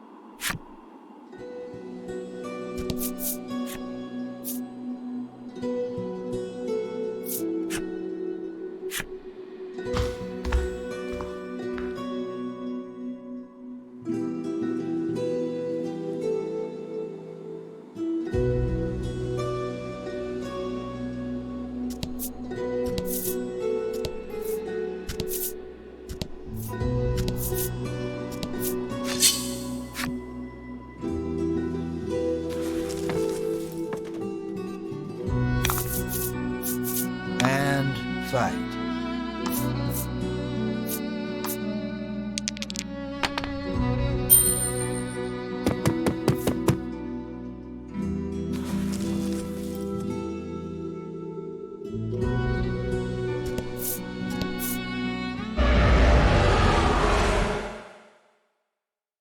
You hear the roar again.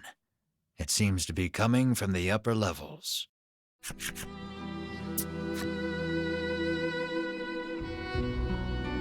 Mar mewls, as if in response to the creature's growl. Enamored by the adorable noise, you pet Mar on the head. You're obsessed, Melanie remarks snidely, but looks at you two as if wanting to pet Mar too. It sounds like the roaring beast is close.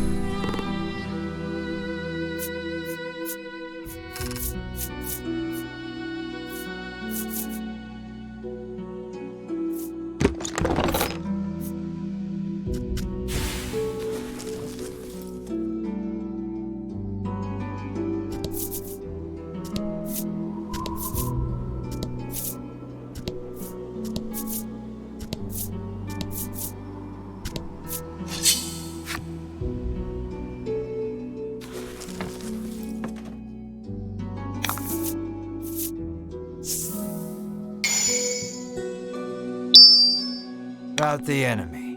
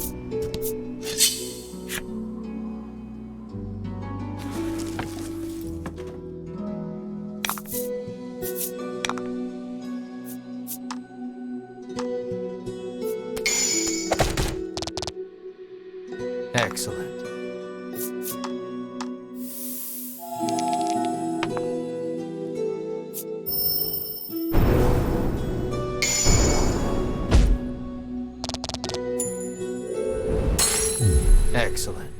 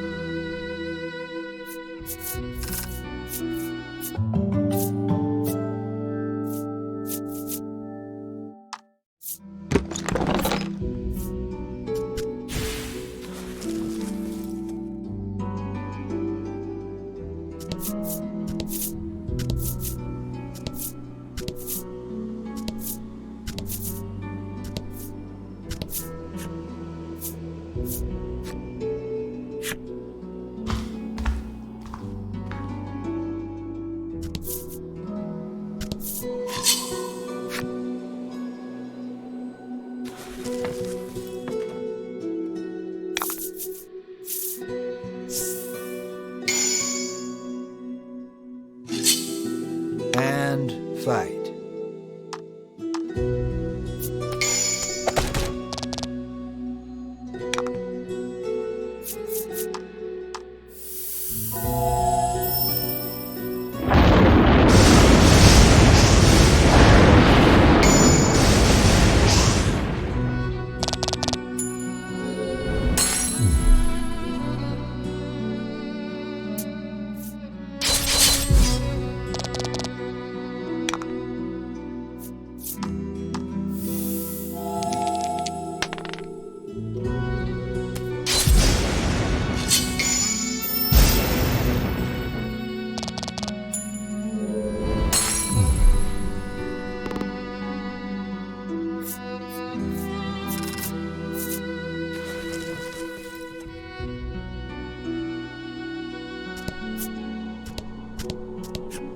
The door before you is shut quite tightly. It appears to have a keyhole. The magical key may be of use here.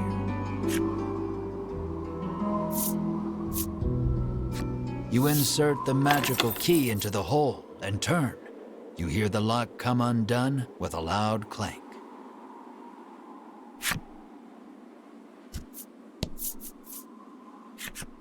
The dragon may be just ahead.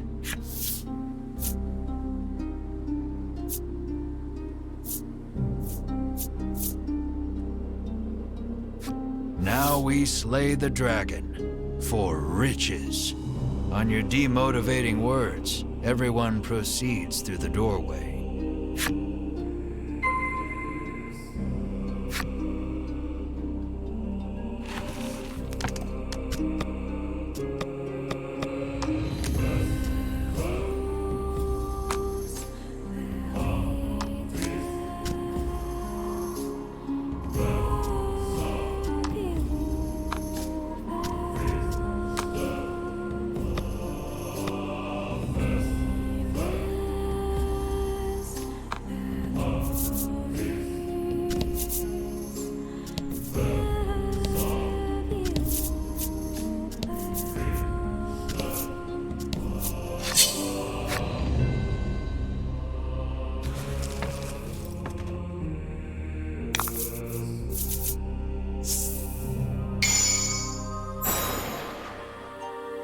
And fight.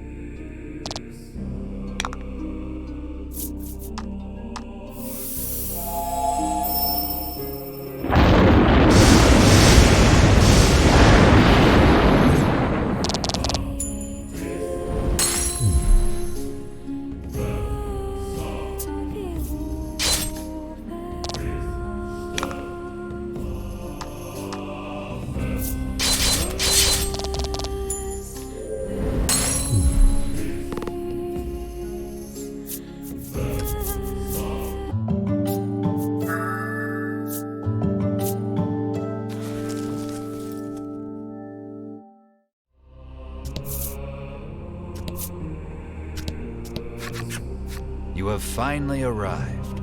Before you stands the dragon you have been searching for. More assassins, the dragon sighs weakly. Whether or not the beast is weak, you care not. You muster up your courage and shout, "Prepare yourself, you big lizard."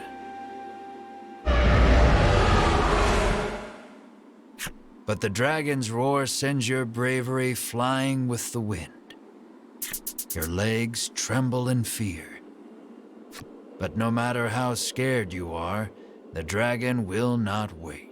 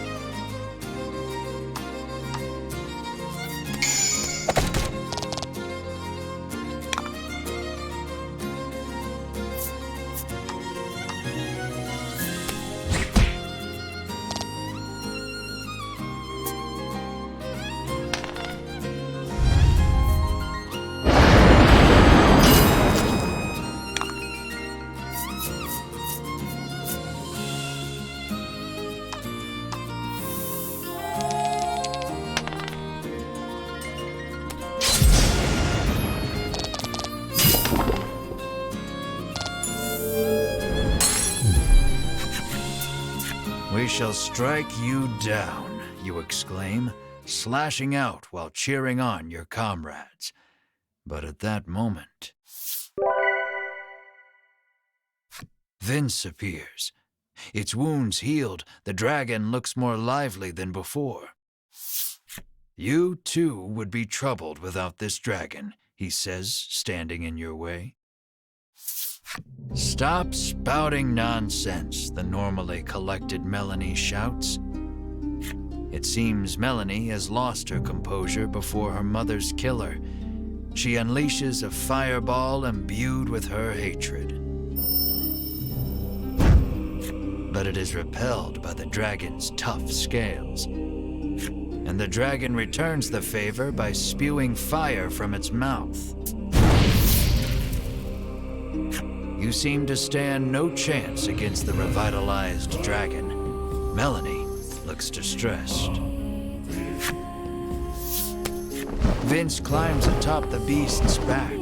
The flapping of the dragon's wings sends forth one wind blast after the next. Stay out of this, Vince commands, then flies off toward the western sea.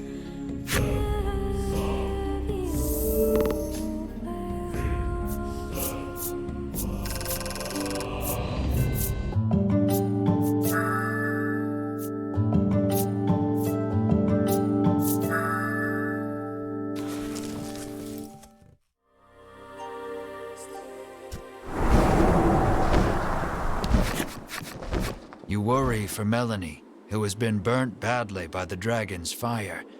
I can't get up, she whispers weakly. Drink this, Bruno instructs, offering her a small bottle. It will help you regain your strength. Bruno claims he drinks it every day. It is a recipe from his father, that of a custom supplement.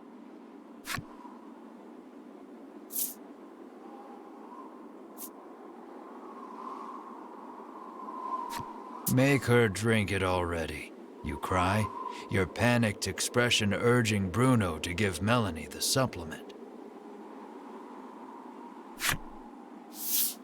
Melanie has a bad feeling about it, but downs it all in a single gulp. And suddenly regains her strength. At ease with her recovery, you descend the tower.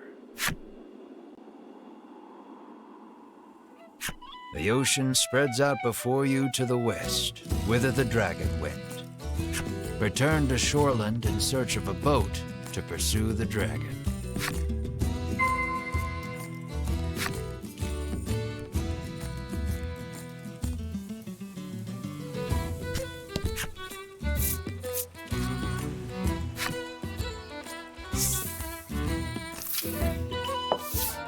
When you return, Oreo approaches. It seems like something has happened to the town. He says a raging wind blew through and destroyed the town. You surmise the flapping of the dragon's wings is to blame. You explain that you need a boat to go after the dragon, and Oreo's look turns grim. Sensing there may be a problem, you quickly make your way to the wharf.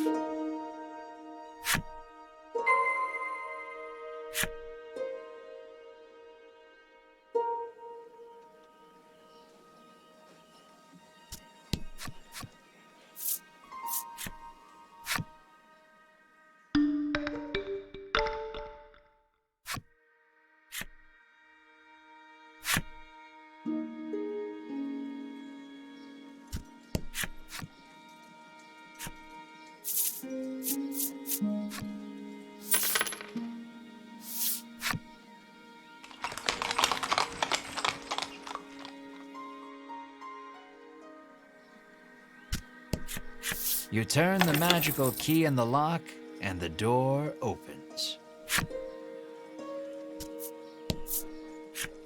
You sense a presence behind you, and turn to see a guard. He starts talking to you like your old friends. He tells you this is where Queen Nilla used to store the royal treasure, but not anymore. So you see, you won't find anything of value in there, he finishes, and walks away. There's a scrap of paper on the ground where the guard was standing. You pick it up and read it.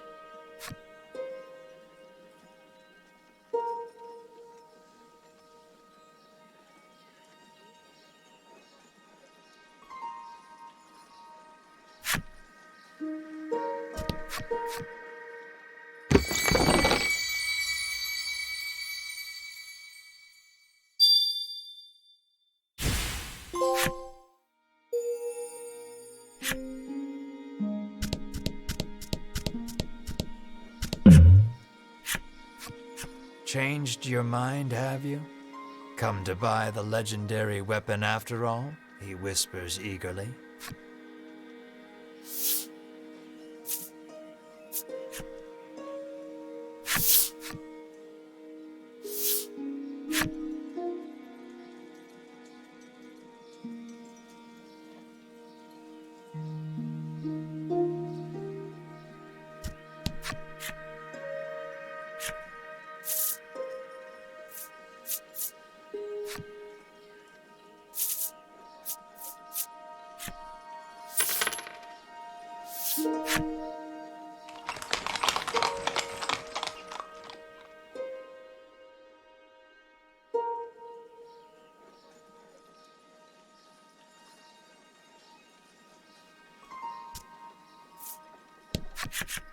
The woman says the violent winds stirred up the sea, causing her precious ship to run aground.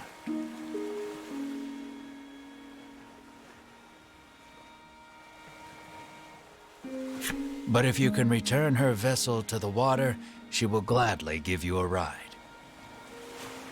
Your brows furrow, knowing that there is no way you could move a ship.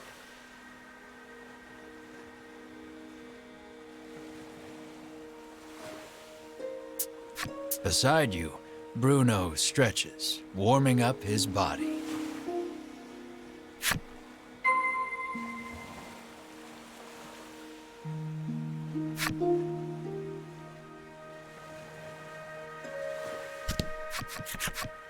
After striking a fantastic pose to show off his muscles, he charges straight at the boat.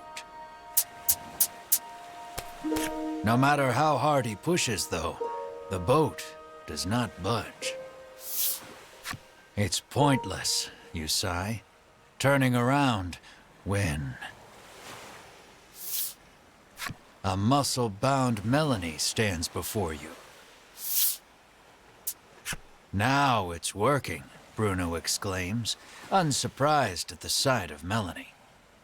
It appears the custom supplement she drank in the tower bulked her up.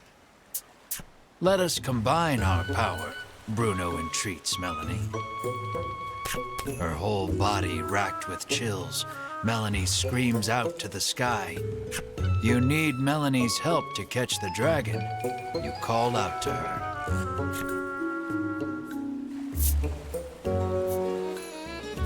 You turn your earnest eyes to her and say, "Please, lend us your strength."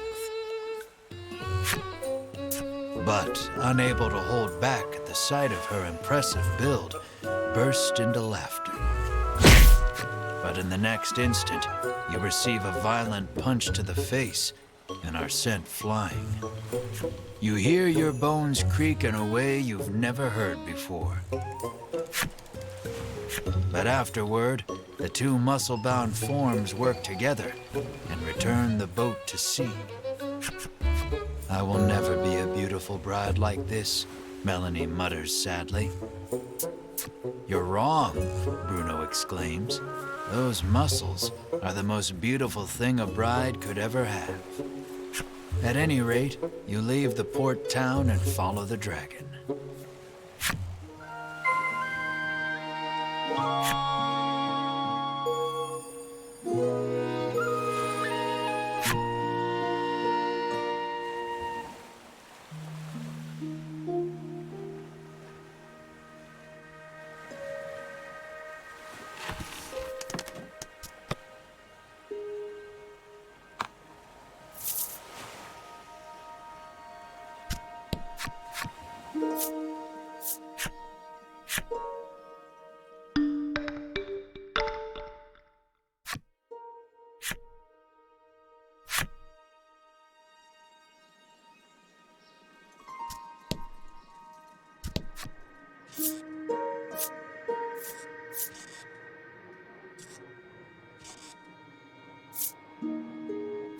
You will be sailing after the dragon. Make sure you are prepared for the journey.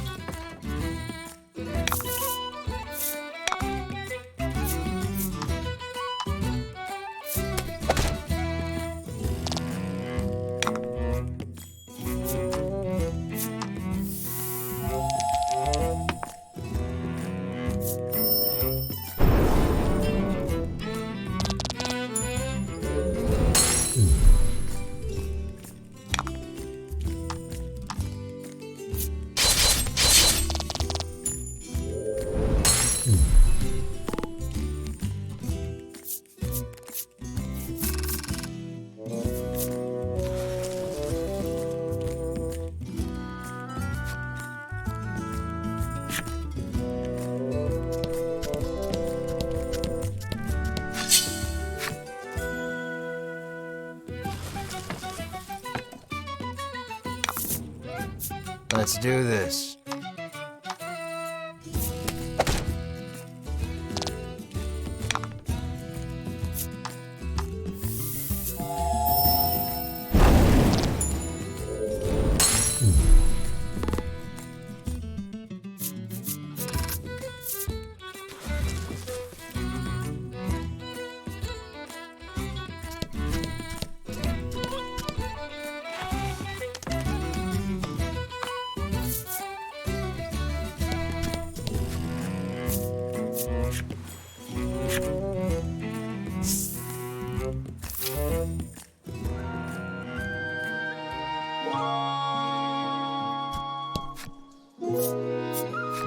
Just as you are about to leave, Oreo comes to see you off. It looks like he has something to say. According to him, the dragon flew to the west, where there is an island called Mount Medica.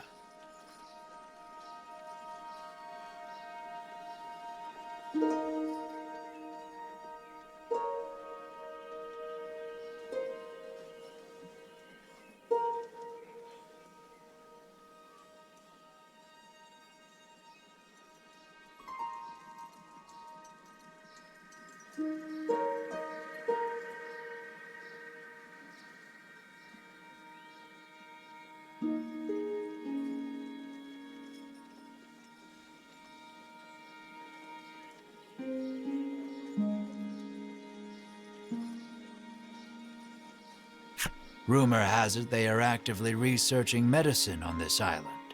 He thinks he can use their knowledge in his work.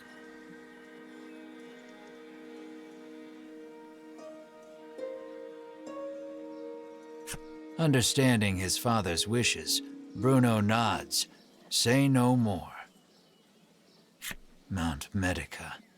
Something stirs deep inside your chest, but you blame your imagination and board the boat without another thought.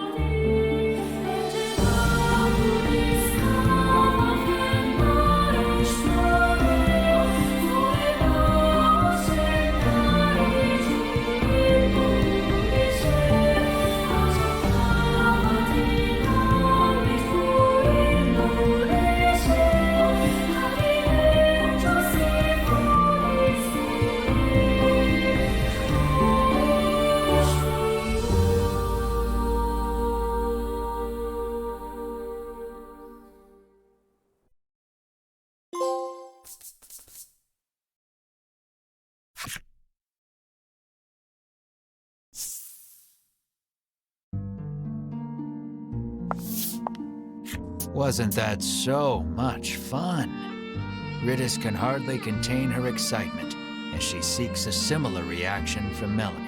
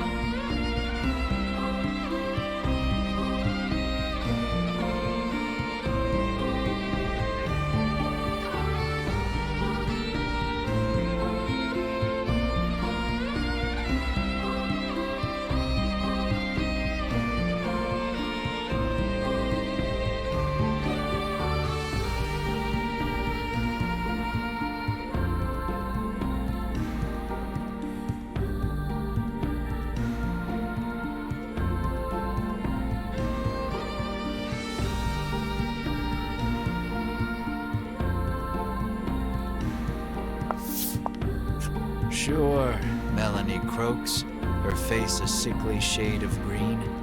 The custom supplement has worn off completely. Riddis turns to you and carries on, oblivious. Wasn't that just the greatest?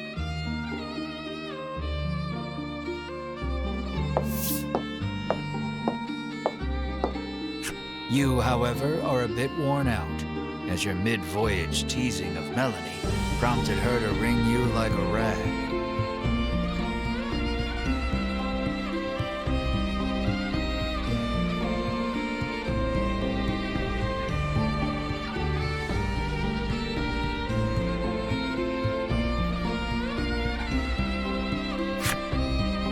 Your first order of business should be a sweep of the island to ascertain the dragon's whereabouts.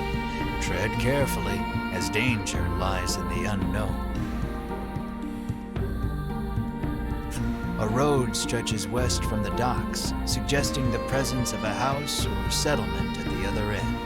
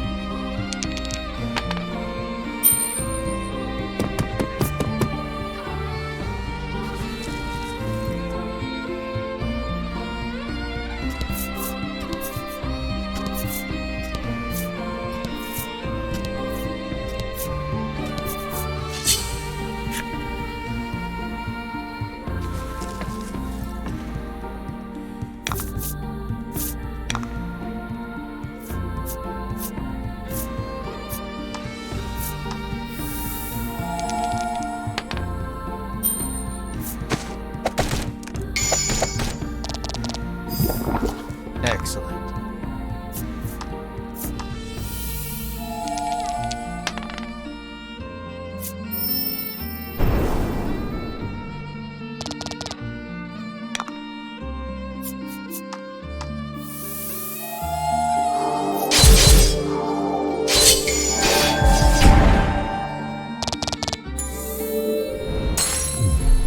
Nice work.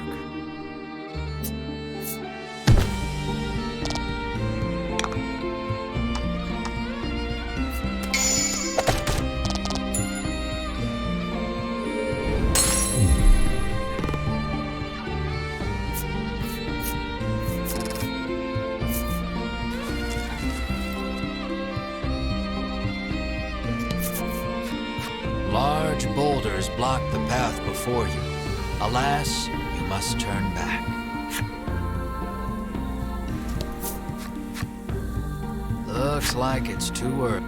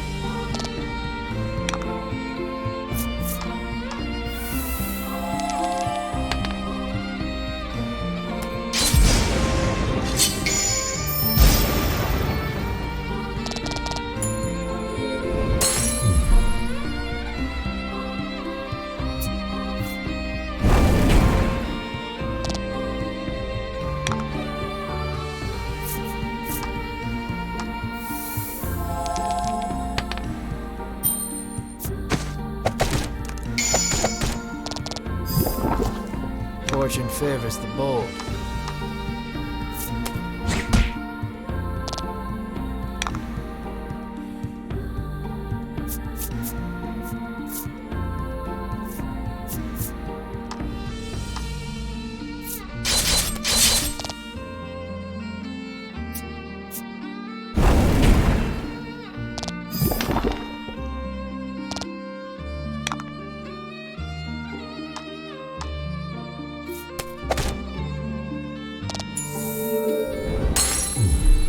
You did great.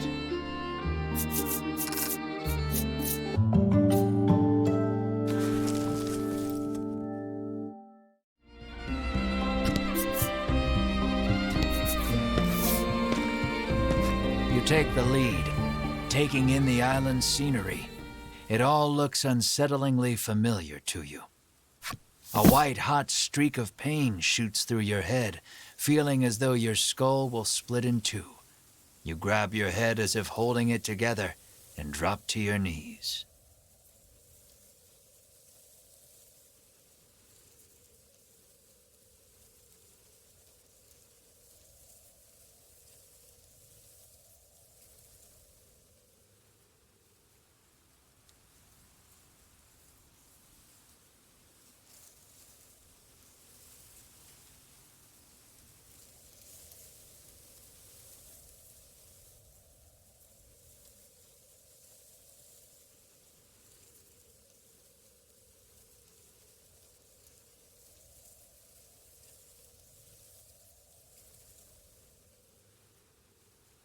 The searing pain erases any hope of recalling the memory that felt primed to return to you. Beads of sweat are pouring off you now as you struggle to keep your head in one piece. Drink this, Bruno insists, offering you a bottle of headache curative. You greedily drink it down, desperate for relief. The pain begins to ebb, and you hurriedly resolve to press on.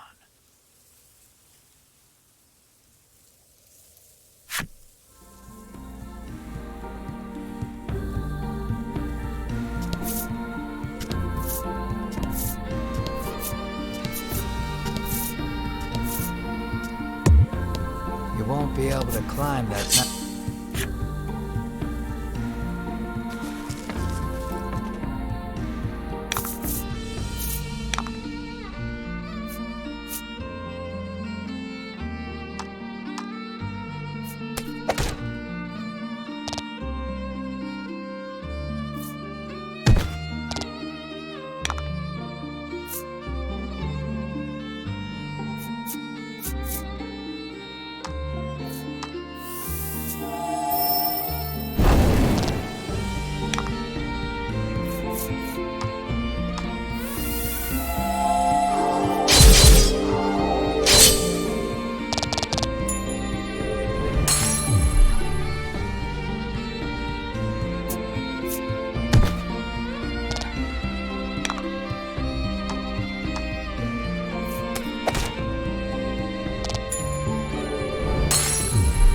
Good work.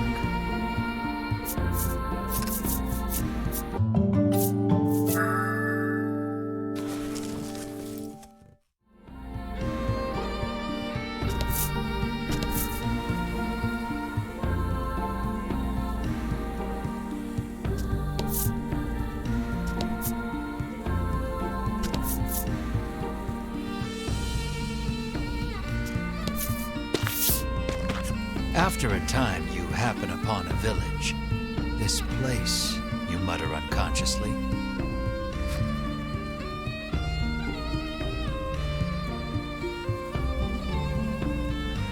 Perhaps he is as anxious as you are about this place. You two okay? Melanie asks. You open your mouth to reply,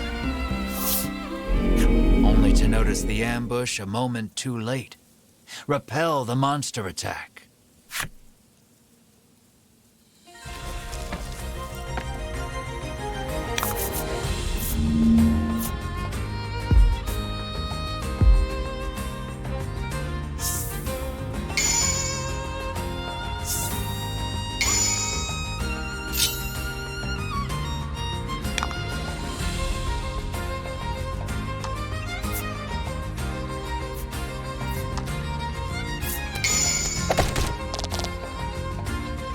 lucky.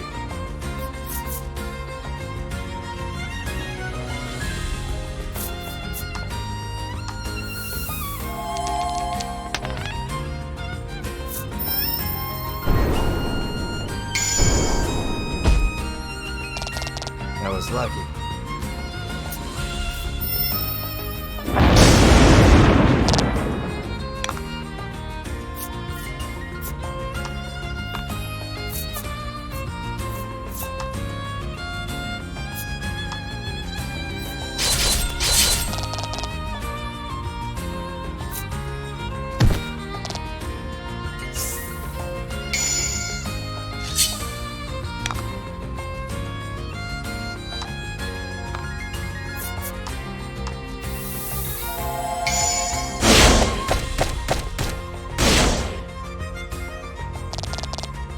Oh?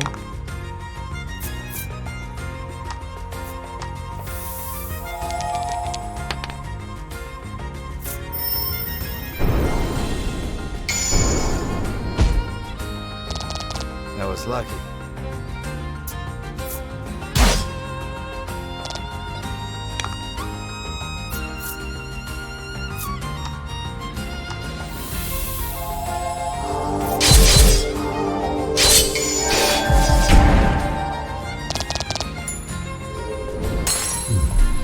Nice work.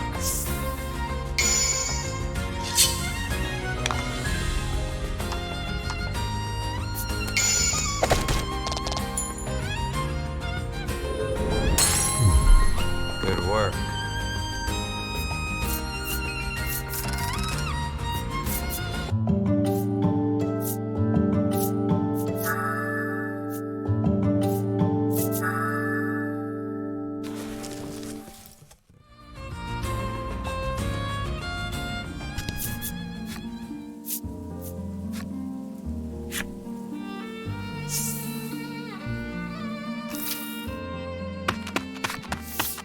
You are accosted by a man the instant you set foot in the village. Medicine, please, he begs. His eyes are glazed over, and his general demeanor unsettling. Should he really have medicine?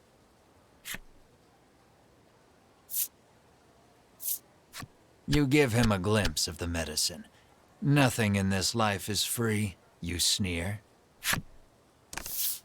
Your callousness is swiftly punished as the medicine slips from your grasp and clatters to the ground. The man runs off to who knows where, making noises that can only be described as inhuman. You and the party resolve to continue exploring the village, despite the unsettling encounter that just occurred. Something is askew in this village. It would be best to proceed with caution until you can determine what is happening.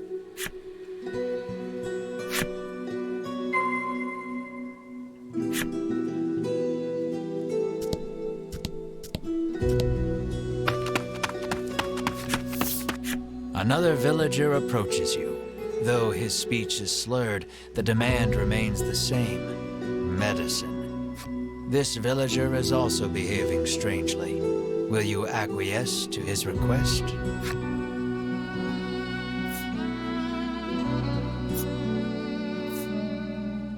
You remove the medicine from your pack, recall for a moment how much it cost, and begin sliding it back into place. In the blink of an eye, the villager snatches up the medicine bottle and darts out of view. Something's not right in this village, Bruno mutters, clearly worried.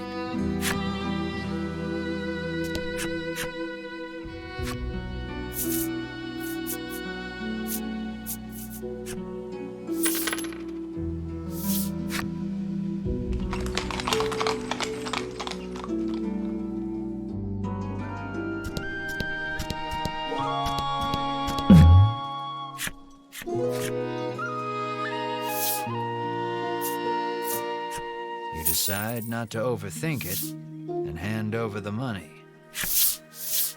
Anyone asks, you didn't buy it here, he says, repeating the last part ad nauseum as he hands it to you.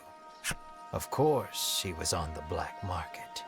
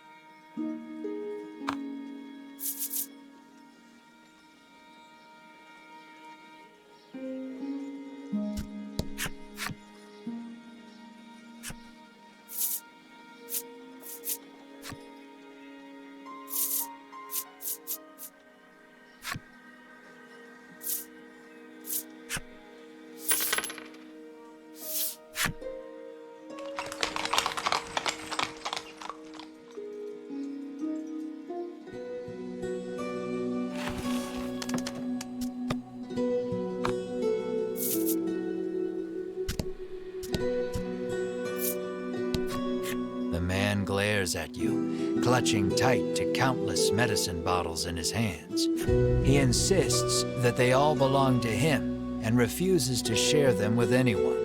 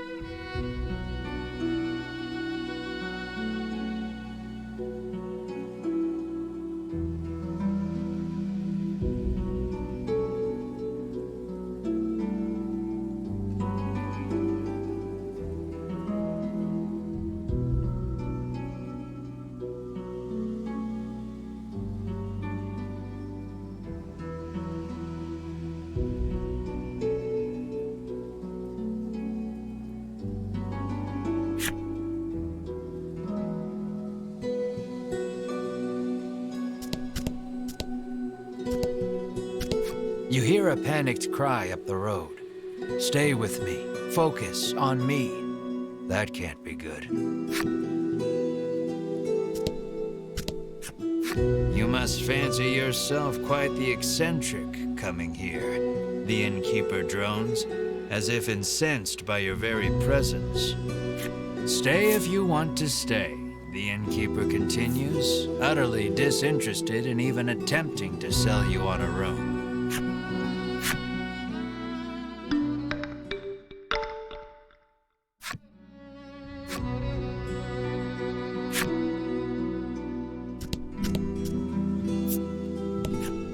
The old man sighs, saying he lost both his son and grandson to the medicine. Not wanting to be the only one left behind, he lifts the bottle in his hand to his lips and gulps it down.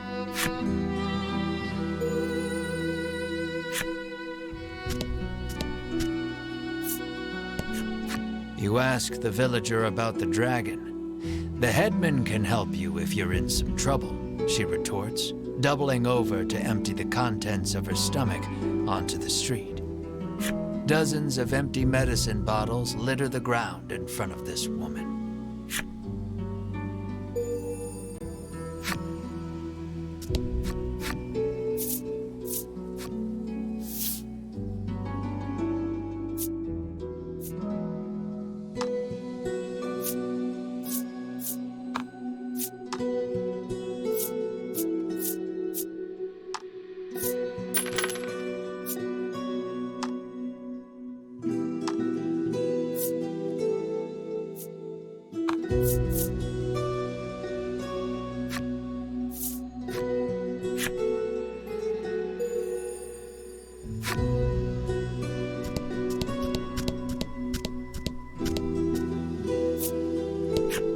This cursed island is separated from the rest of the world, she mutters from the ground. I heard that outsiders call this place Mount Medica, she remarks, then throws the empty bottle in her hand to the roadside.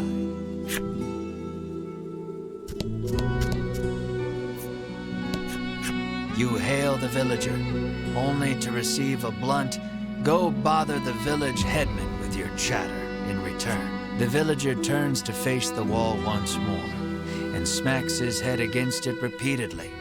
His forehead is soon covered in blood.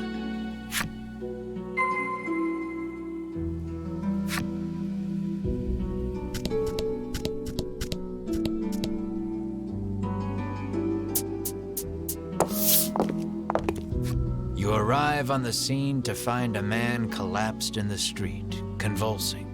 Another man kneels over him in an apparent attempt to provide comfort and care.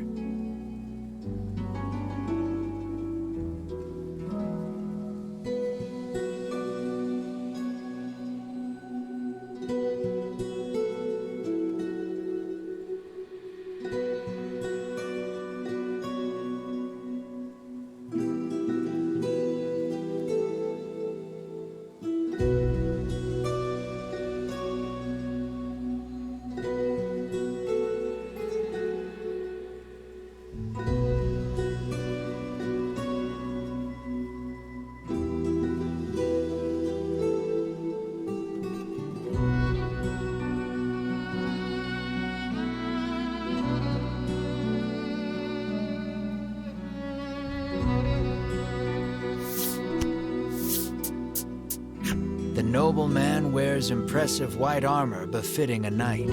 He continues talking to the fallen man as he provides emergency care. Seeing the knight's devotion makes you feel a bit like a putz for doing nothing.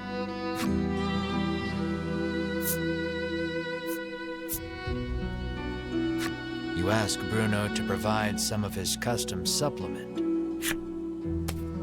He furrows his brow and solemnly shakes his head. The villager is now clawing at his own face with his fingernails, crying out for medicine. Blood, as black as tar, begins oozing out of his eyes, ears, and mouth. It proceeds to leak from every orifice imaginable. The convulsions subside. Within moments, the villager lies still. A horrific thought makes itself known. This is the first time you have witnessed the death of a fellow man. Even in a world where medicines and elixirs can cure most any ailment, none are safe from death's icy grip. And as well you know, that which is dead can never return. Your mind goes blank. You drop to your knees in shock. Melanie clamps her hand to her mouth, stifling a scream. Ridis shakes uncontrollably. The knight hangs his head. Bruno nervously asks, "What are you doing here?" The knight's name is Sherwin. He identifies himself as a member of the Ivory Order. His travels brought him to this village, where he has been caring for the ailing residents. His face contorts in disgust. If not for these foul drugs, they would be healed. He spits and takes his leave. Bruno gazes upon the villager's corpse with a look of apparent realization.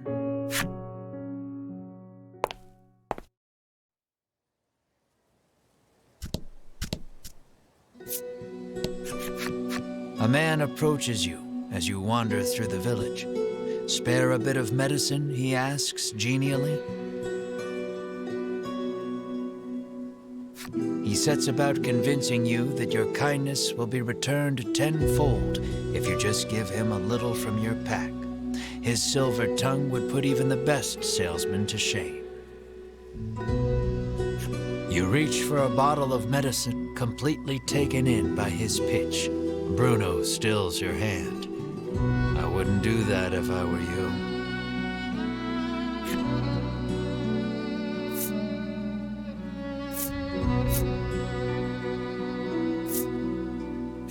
"Why do you want it so badly?" you ask, affording him another opening.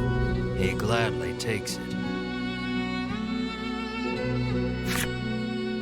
He first came in contact with it as a child. His parents made him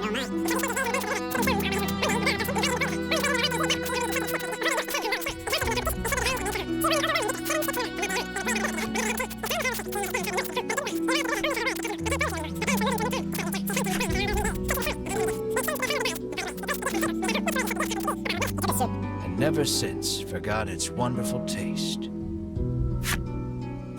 You are fully invested in this story, and desperate to give the man some small comfort in this cruel, cruel world. You're primed and ready to hand it over. "I've heard better sob stories," Melanie says dryly, having somehow absorbed the man's story, despite the blistering speed in which he delivered it. Bruno thinks you'd better not, but you're not so sure.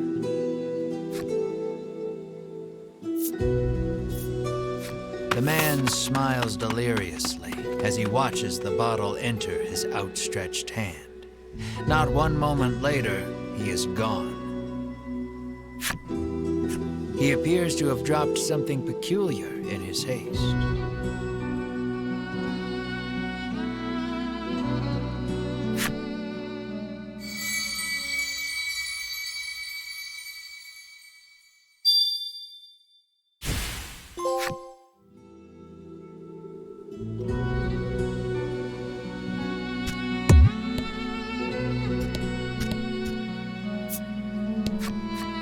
You had best get out of here quick, she cautions you.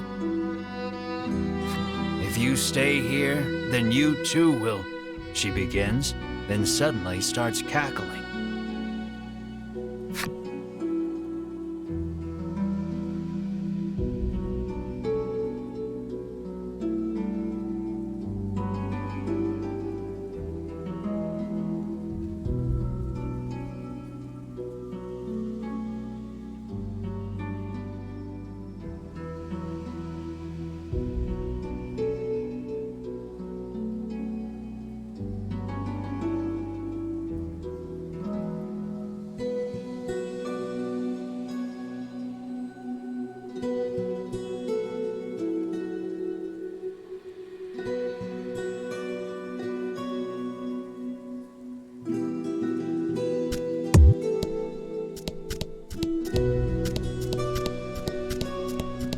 There isn't a soul about. The house is surely abandoned. You approach Sherwin, who is caring for another villager. Is every day like this, you inquire? According to the knight, an elderly man living just outside the village is typically the one who looks after its residents. You'd be best served asking him all your questions, Sherwin says as he returns to his patient.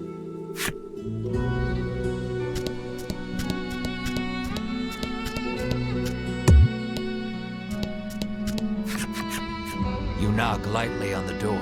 An elderly man opens it, beaming at you. He announces himself as Selfor and beckons you inside. Might he be the headman you've heard so much about? Ask me anything you like, he offers. Selfor receives your party, for whatever reason, rather graciously. He could well be a font of knowledge. What will you ask him?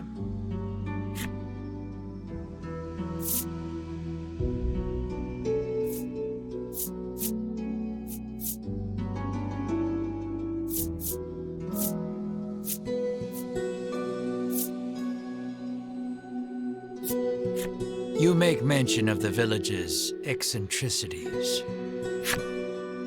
Selfor informs you that the island indeed suffers from an extreme shortage of medicine. He apologizes for the villagers' incivility. Consider it the price to pay for making the world a better place, he adds nonsensically.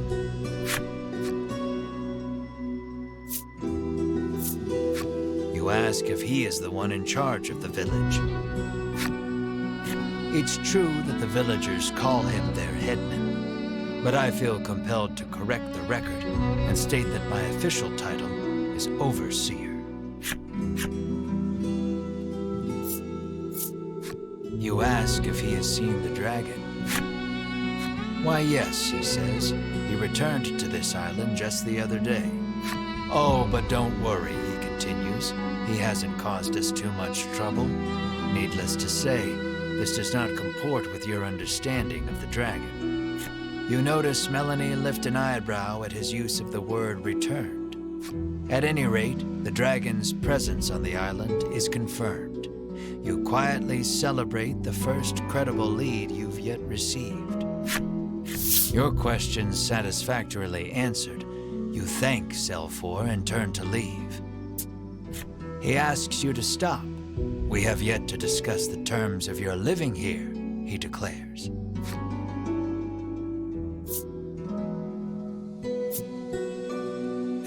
You explain that you are only here to pursue the dragon and have no intention to stay.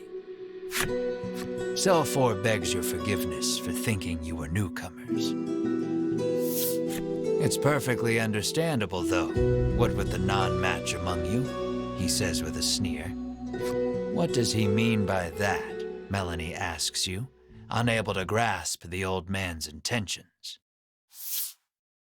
For reasons unknown, you feel the blood drain from your face. Your breathing grows ragged and you break out in a sweat. We're done here, you say defiantly, as you storm out of the house. Mar runs after you, chirping frantically. Melanie and the others give chase, but you and Mar are well out of sight by the time they make it outside. The two can't have gone far, though. It may be best to first search the village.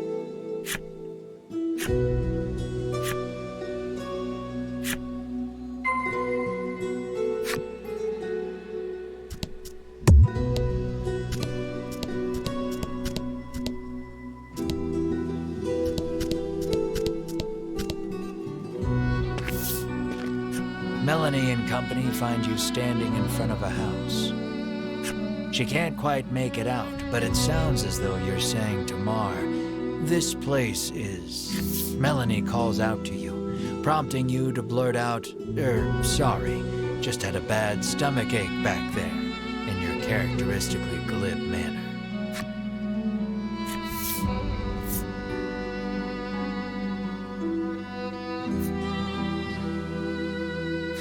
She surveys you both and sees two haggard travelers unwilling to admit they're in need. "Are you sure you're all right?" she asks, concerned. "Fine, absolutely fine," you tell her, perhaps too eagerly. "So you were worried about me," you shoot back. "No, I wasn't," she replies, her face reddening.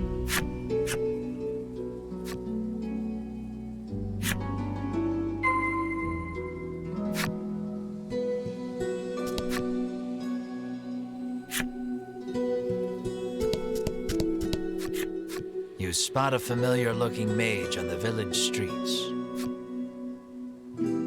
Winifred takes no notice of you and ducks into the apothecary. "So, the Ivory Order buys their medicine just like everybody else," you muse to yourself as you prick up your ears and listen carefully. Winifred and the apothecary speak in hushed tones. You'd guess it's an order for special medicine, but you can't make it out. Alas, she's just buying the usual stuff. Nothing remotely interesting about that.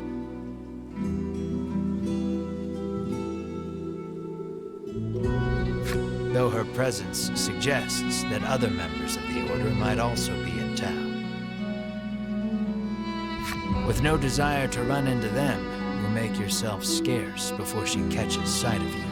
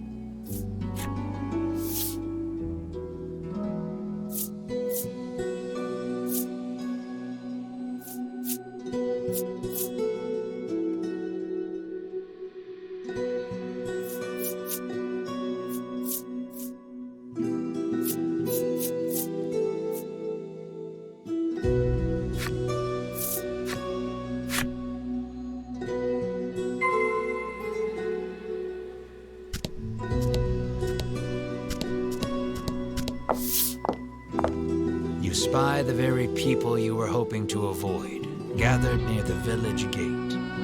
"The last thing we need is a confrontation," you mutter, spying them from the shadows. "Why are we always hiding?" Melanie hisses under her breath. Two members of the Order are speaking with Sherwin. Given how deferential they appear to be acting toward him, you hazard a guess that he's their superior. "Have you determined the dragon's location?" Sherwin asks. Hedwyn launches into his report. "The dragon appears to be occupying the volcano. I suggest we move to capture him immediately," he counsels. Now who should appear but Winifred, fresh from her shopping excursion. "Preparations for our journey into the volcano are complete," she reports, handing Sherwin a bottle of something. "Splendid." Sherwin walks off and out of sight, the other three following close behind.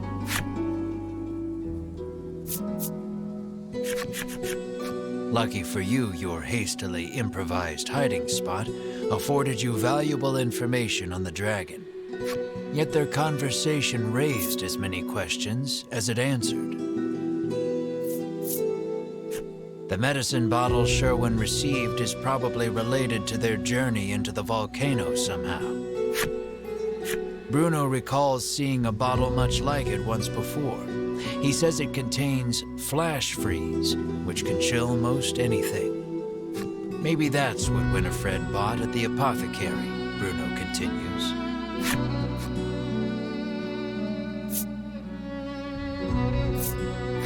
There was talk of capturing the dragon.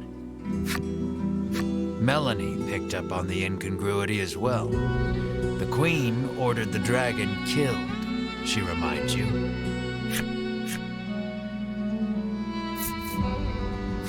You know that the dragon is lurking in the volcano, but you haven't a clue how to get from here to there. Isn't it that mountain with all the smoke pouring out of it?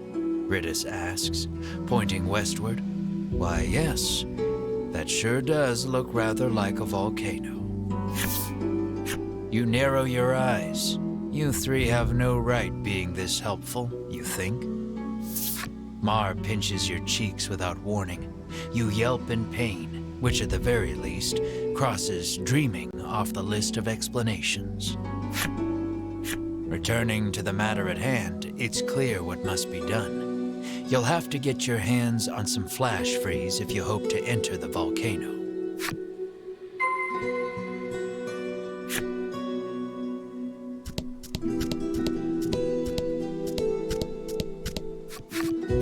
Happen to have any flash freeze for sale? You cheerily ask the apothecary. She flashes a wry smile. How do you steady the roiling magma's flow? She asks cryptically. The meaning behind the question is utterly lost on you. She needs a password, Melanie mutters over your shoulder. The answer, then, would be the password. So, how do you steady the roiling magma's flow?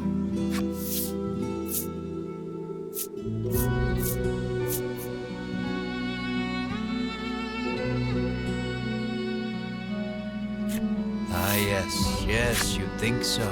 She pulls out her wares, but what you need is not among them. Your password merely granted you entry to the apothecary.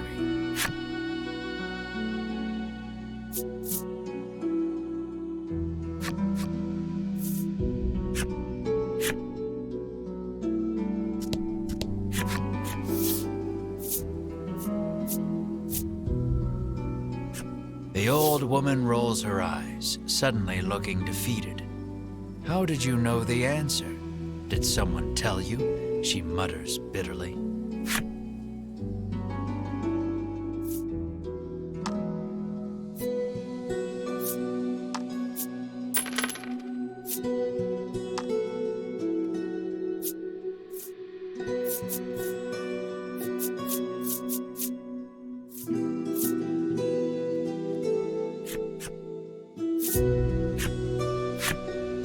You've managed to crack the code, and a bottle of flash freeze is yours. At last, you are ready to enter the volcano. You've got a long road ahead of you, so you had best be prepared.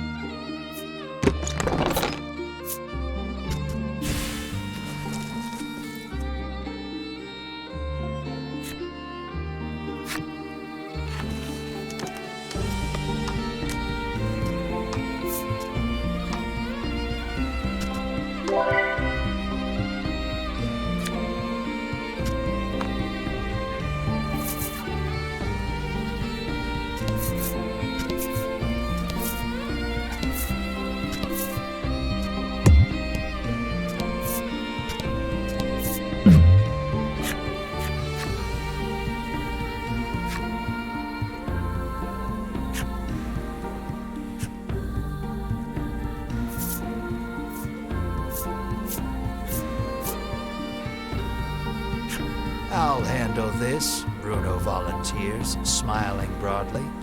One hand on his hip, he downs the bottle's contents in a single gulp. Bruno flexes tentatively, then mightily, and scoops the Doctor of Swords up in an enormous bear hug. "My muscles have never felt better," he shouts with glee. For a moment, you fear he'll crush the poor man to death. Despite looking extremely uncomfortable, the Doctor of Swords hands Bruno another bottle of the stuff. Perhaps he was satisfied with the reaction.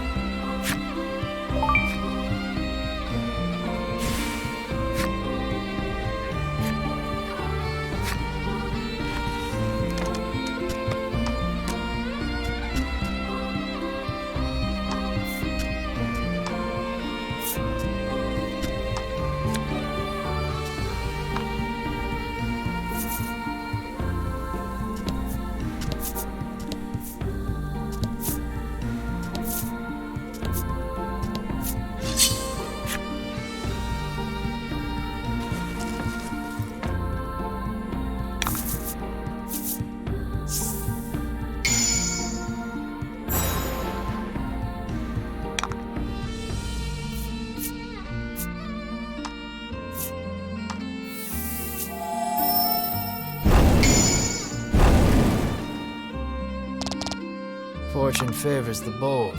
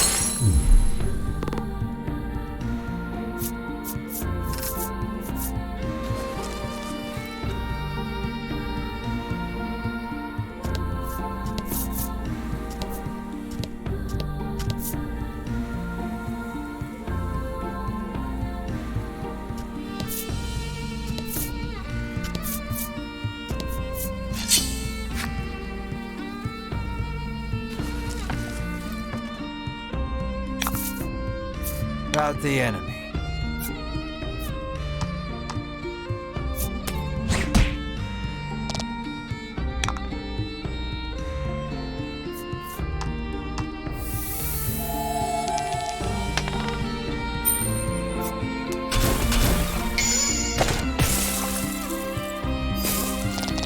Nice work.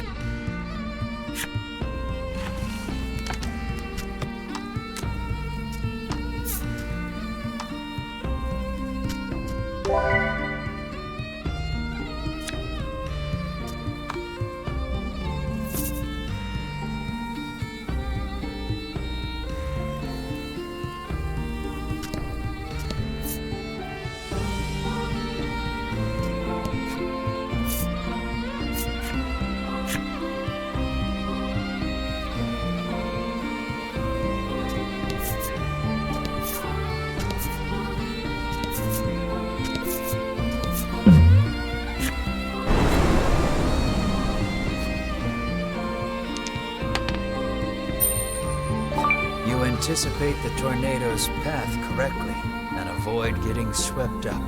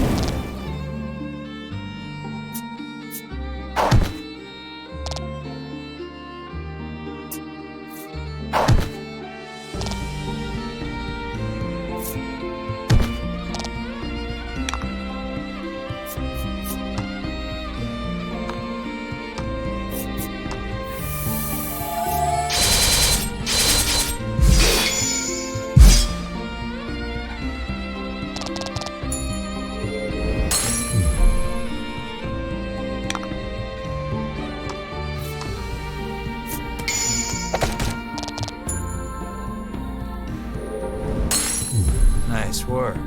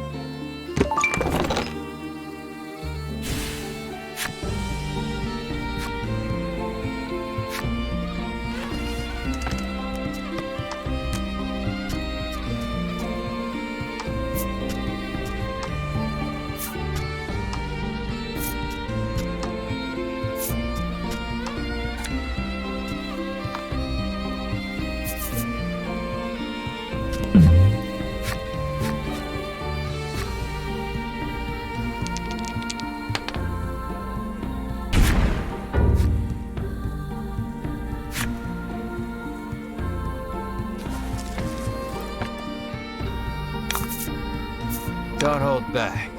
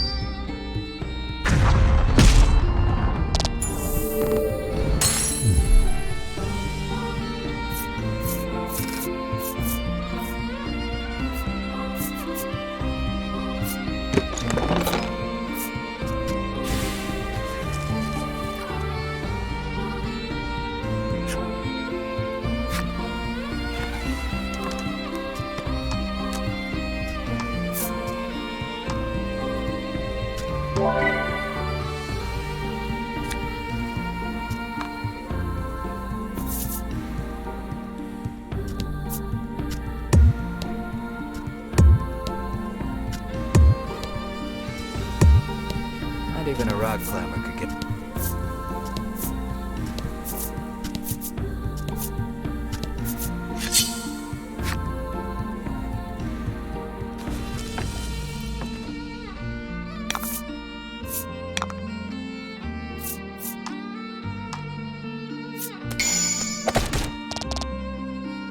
Excellent.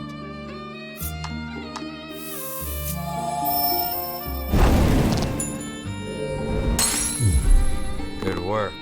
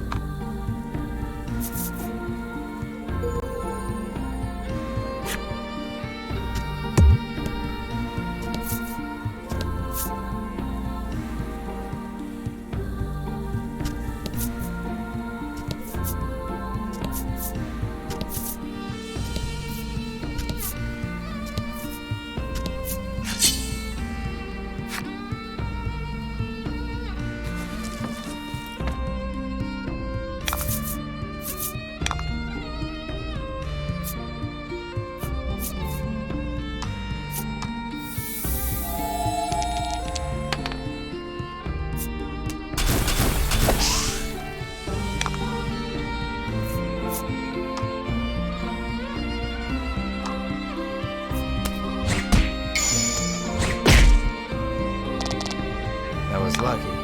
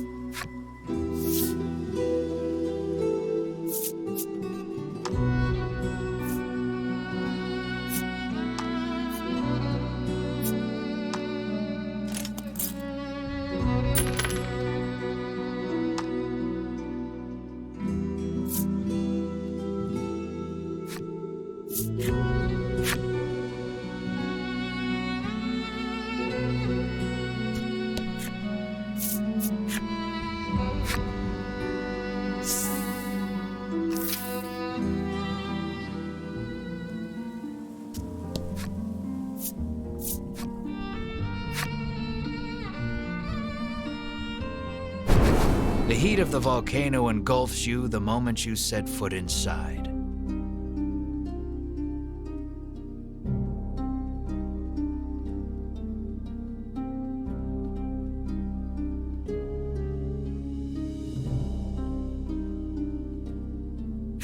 Of course, the dragon is hiding out here.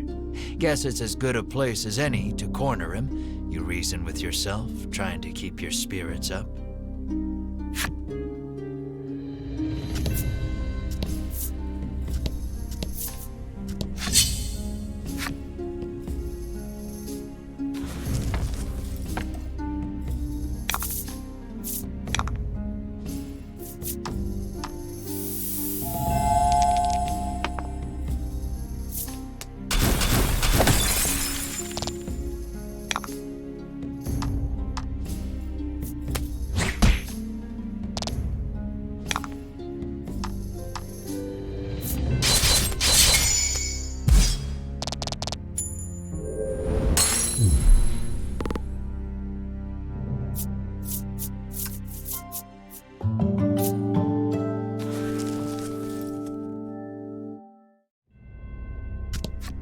Crossing this river of lava won't be easy.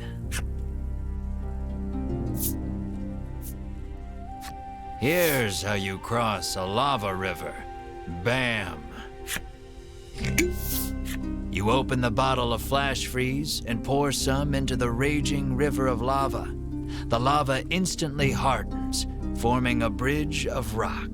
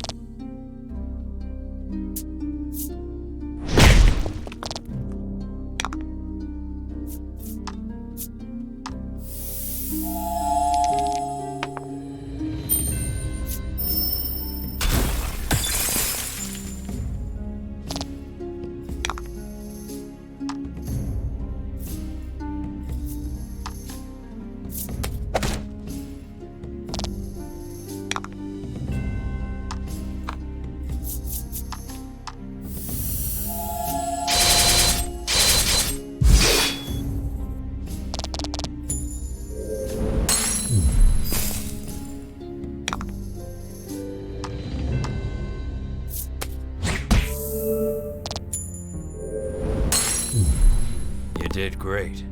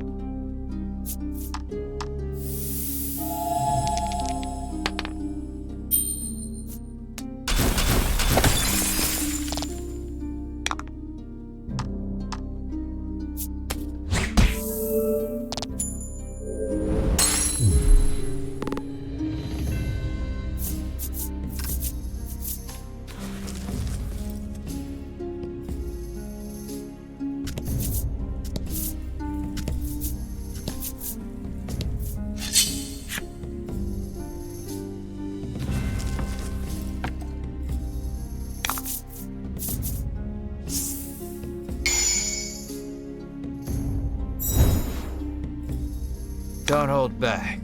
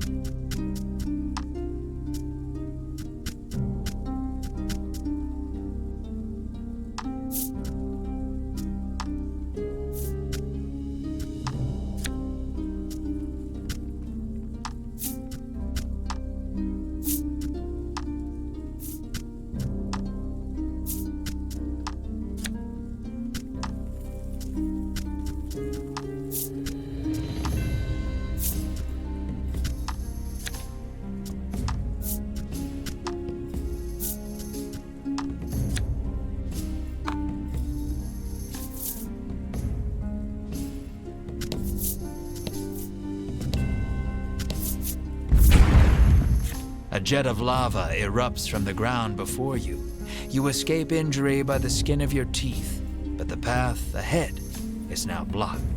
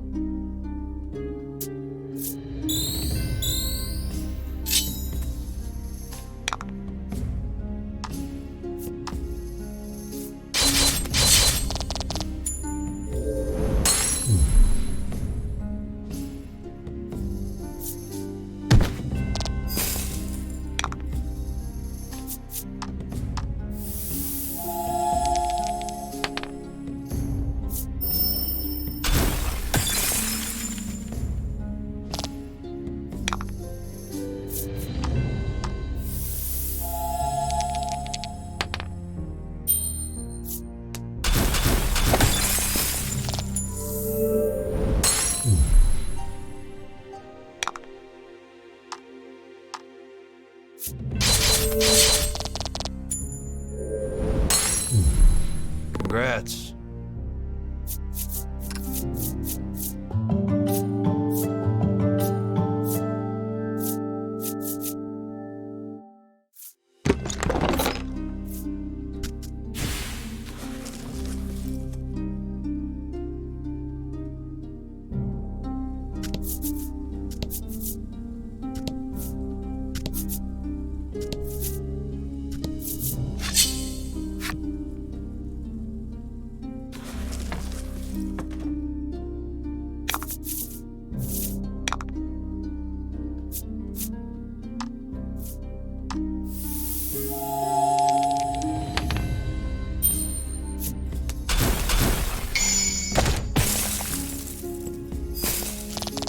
Fortune favors the bold.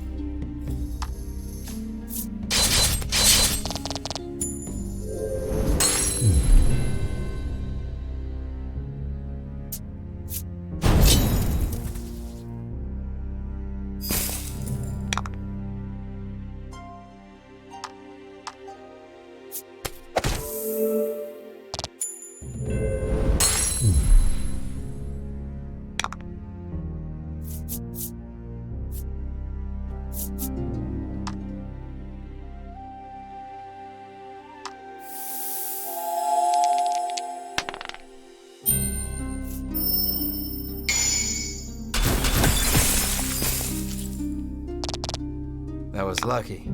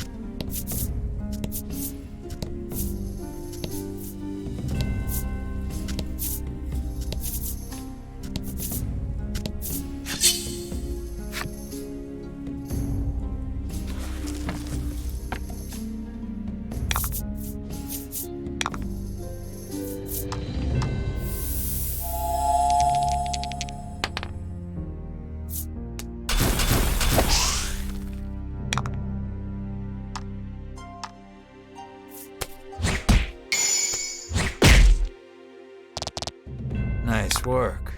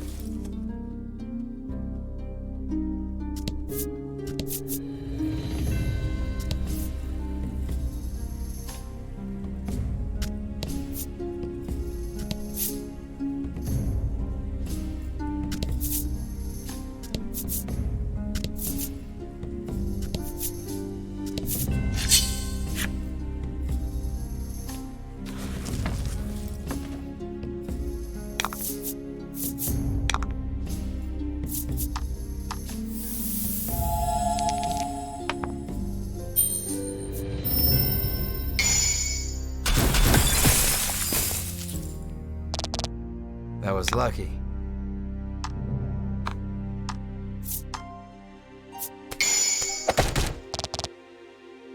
Oh?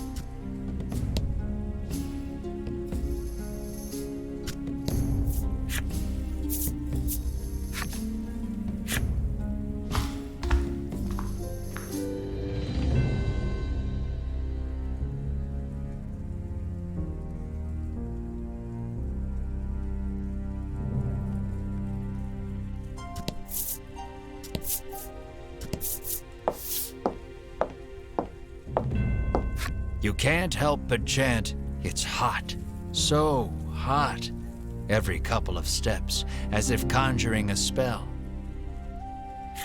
"You're just wasting energy," Melanie chides. Perhaps you could stand to learn a thing or two from her rational approach. Bruno seizes on the moment. "Yeah, this isn't even worth whining over," he says, flexing at you. "It is way too hot for this," Melanie screams, forgetting her own advice.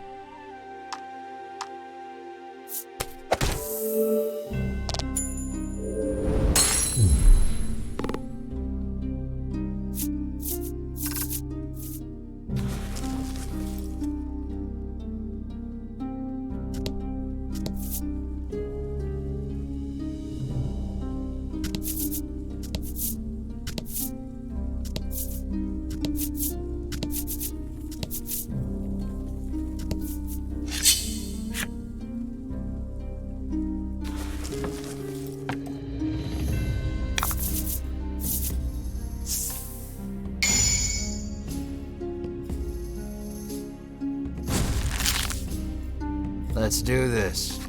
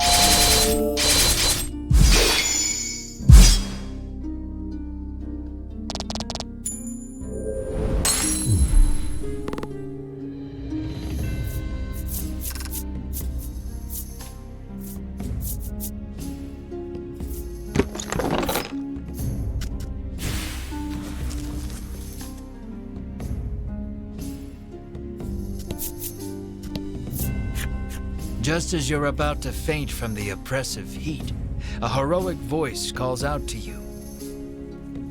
You turn and watch with wide eyes as beads of sweat glisten over his muscular body, only snapping out of your reverie when he asks if you're okay.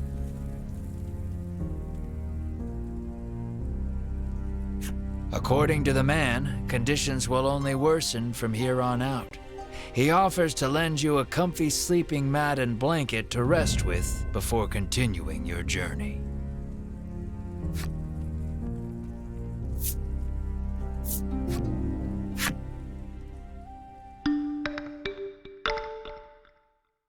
Your party is fully recovered, but now your body reeks of sweat. You thank the man before heading on your way.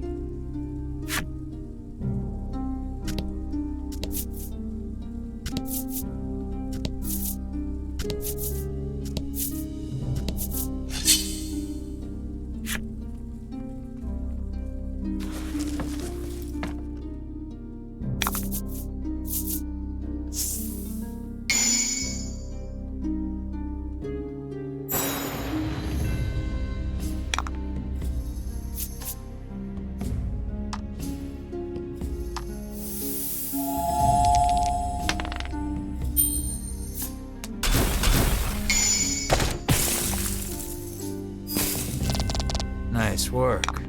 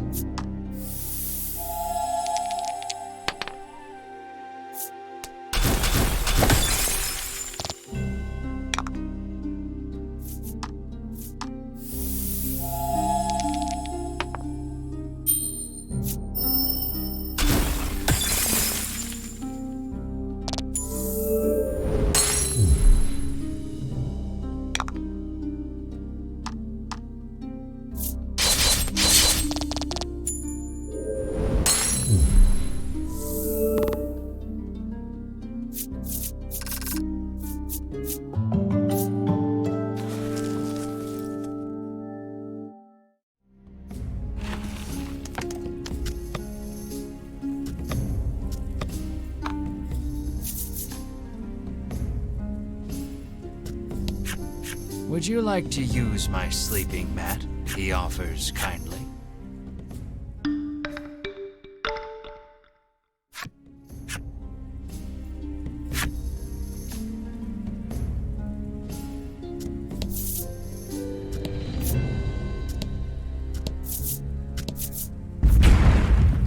A wave of lava rushes past you, leaving a pile of boulders in its wake. You take a fortunate but ungainly fall backwards, but sadly you must find another route now.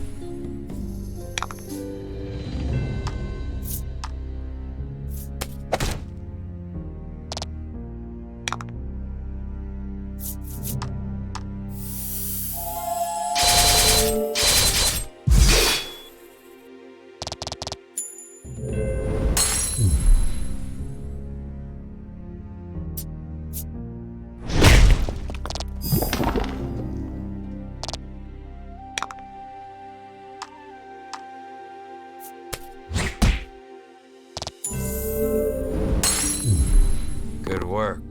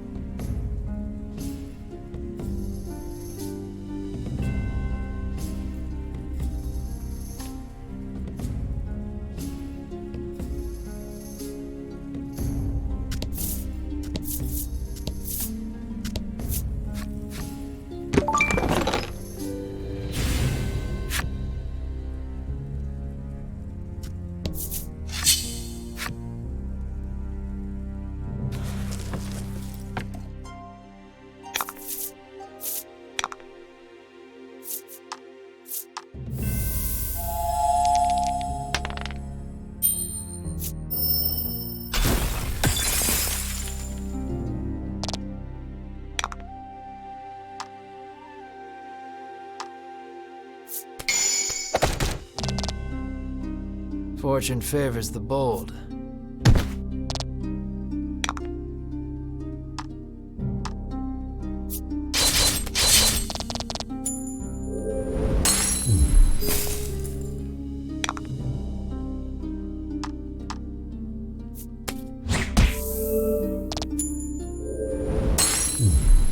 You did great.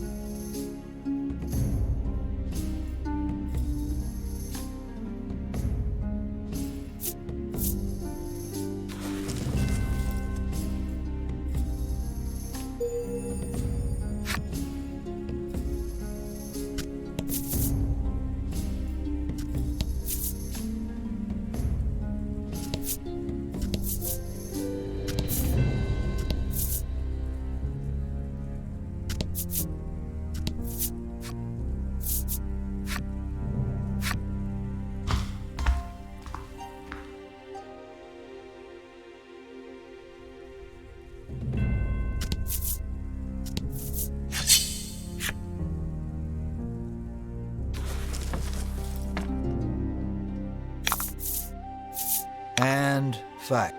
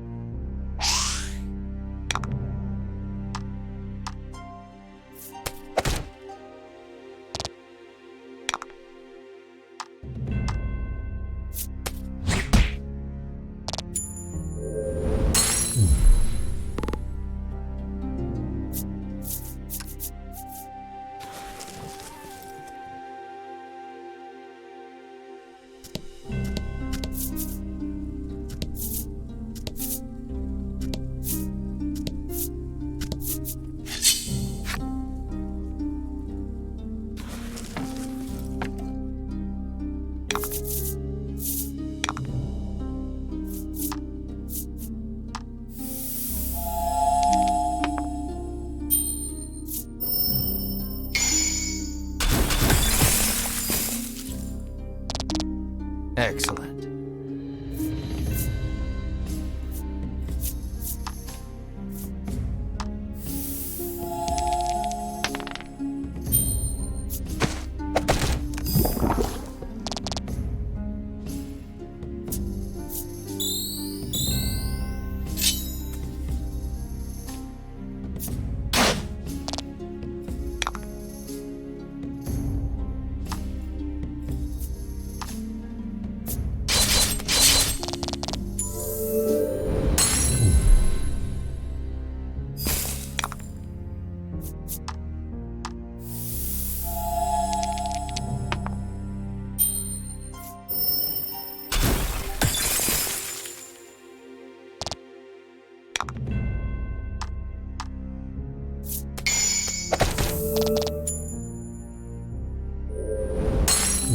Nice work.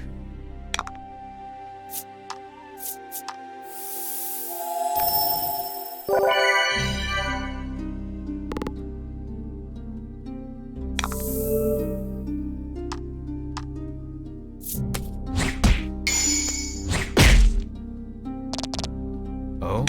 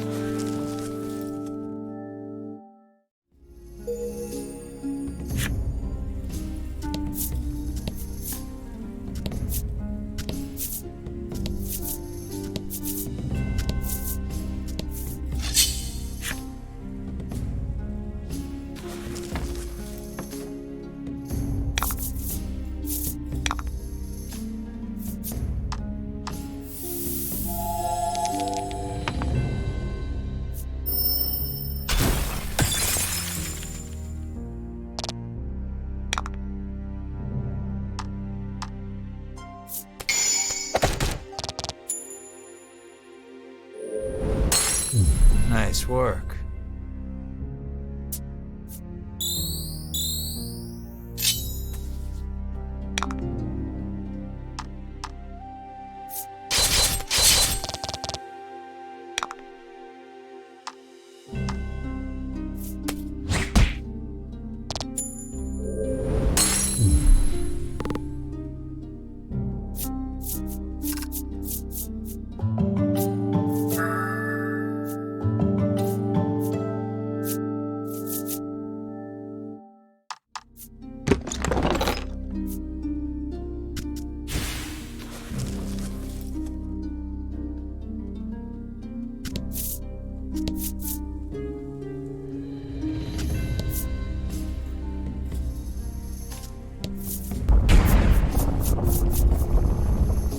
The rocks give way to a rush of lava.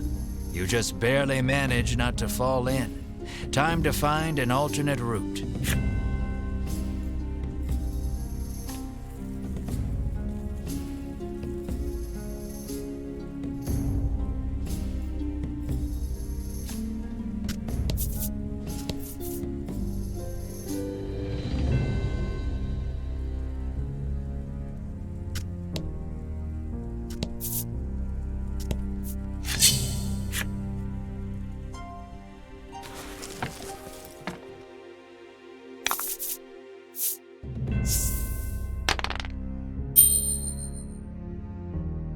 And fight.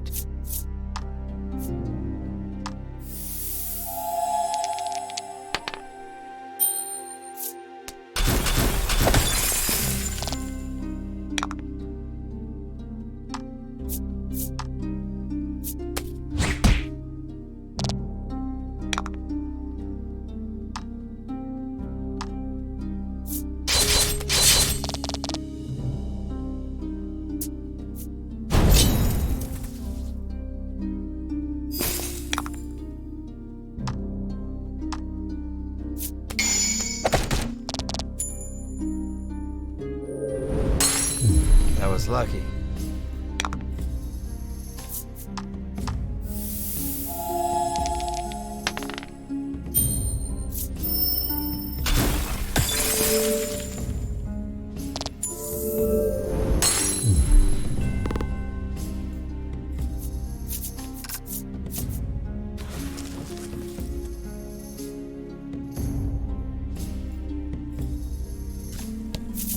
You've spent so long in here, even I'm starting to sweat.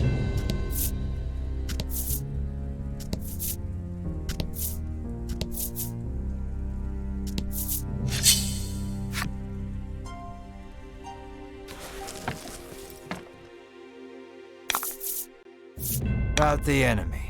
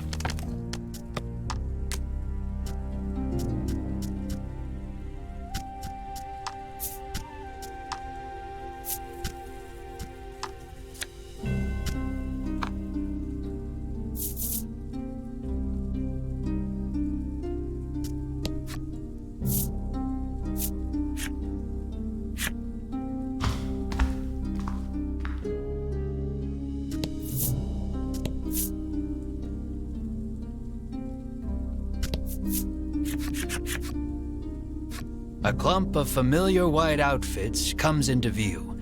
You've caught up with the Ivory Order at last.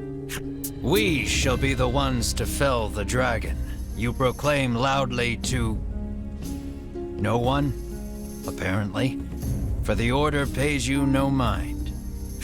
At your persistence, Winifred requests, please do not interfere with the dragon's capture, clearly annoyed. As you all suspected, they have no intention of following the Queen's orders to slay the dragon. What will you do with him once he is yours? Melanie asks forcefully.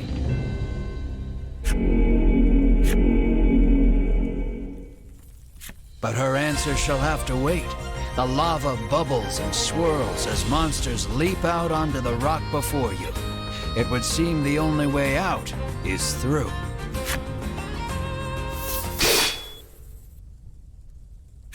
In a flash, Sherwin's blade cleaves one in two. Clearly, he has earned his rank within the Order. Keep moving, he bellows, leading his companions deeper into the volcano. The remaining monster turns toward you, eager to avenge its fallen friend. There shall be no avoiding this battle.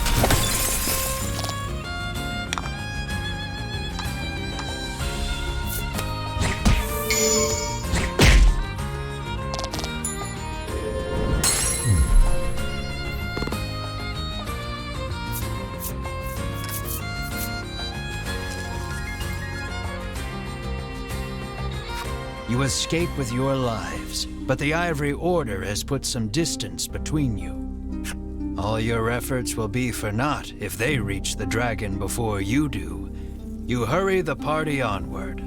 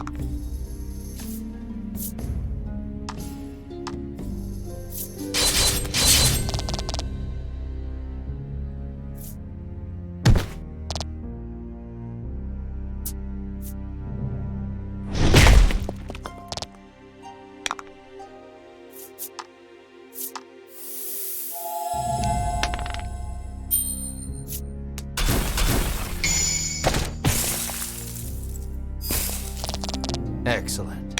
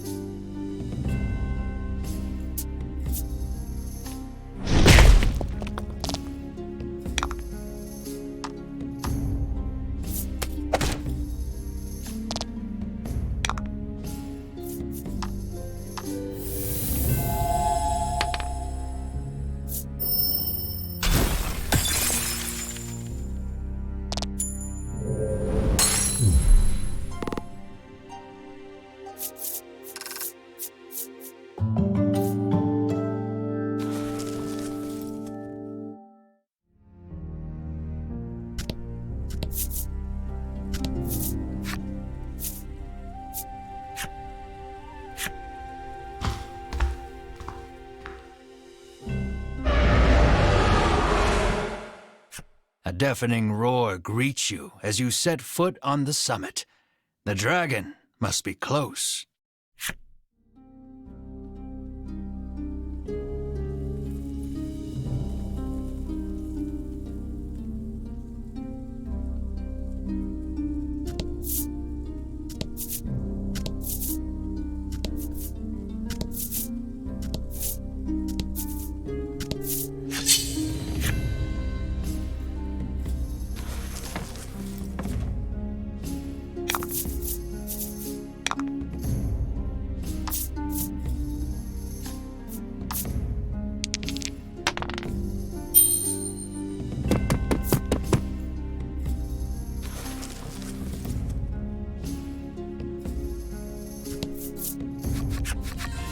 You reach the caldera only to find the dragon and the Ivory Order members locked in battle.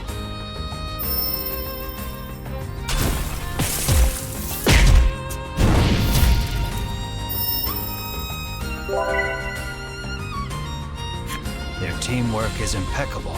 With each strike, they drive the dragon further back. Vince is doing everything he can to protect the dragon, but nothing can slow Sherwin and company's advance. The Ivory Order approaches the dragon, quite sure of their victory. They shall have their quarry at this rate.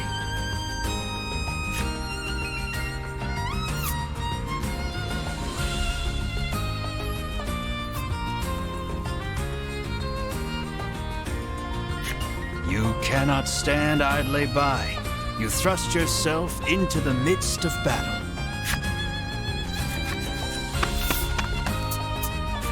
We'll be the ones to collect the bounty on the dragon's head, you yell. What vulgar ambition, Hedwyn says with a sneer. Hedwyn and Winifred each keep one eye on you as they begin incanting a spell to hold the dragon in place. Without warning, the dragon slams his tail against the ground. Cracks in the earth form beneath his feet. The rock beneath the Ivory Order gives way, sending them tumbling down below. You surmise the fall wasn't far enough to kill them, but they won't make it back here anytime soon. The dragon spreads his wings and flies towards the caldera. This may be your only chance to slay him without the Ivory Order interfering.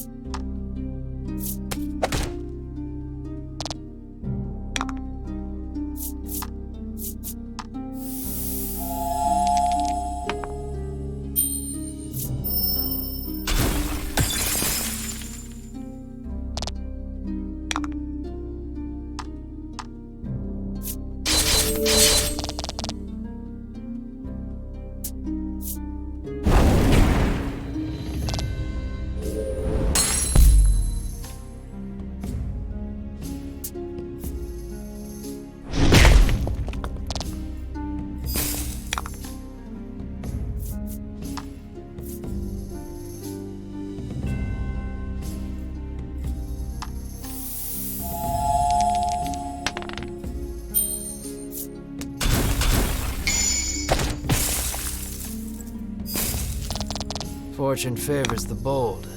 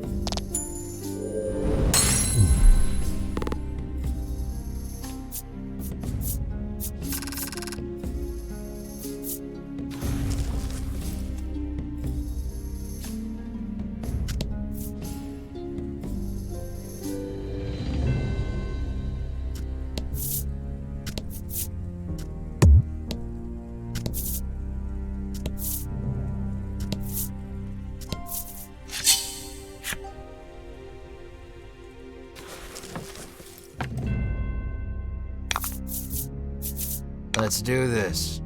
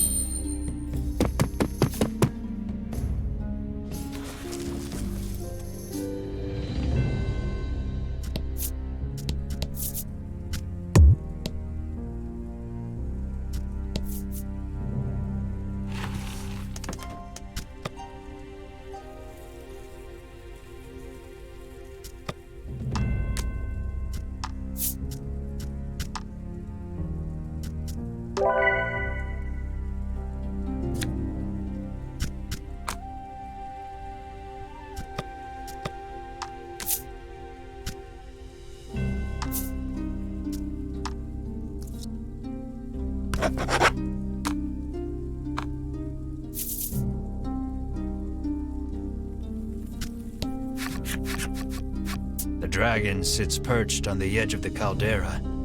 You eye him warily, shouting, "There's nowhere left to run." He lets loose an intimidating roar, but you and your party stand tall, unbowed. Victory is within reach. You have never felt more ready to slay a creature in your life. You draw your sword and charge, blade raised and ready to strike. In an instant, his bodyguard appears before you. You can see the bloodlust inside him as he stares you all down. He looks upon you and sees only greed. "Fools," he shouts. "You shall not be stopped. You have your reasons for wanting the dragon dead, and they are enough. They are everything.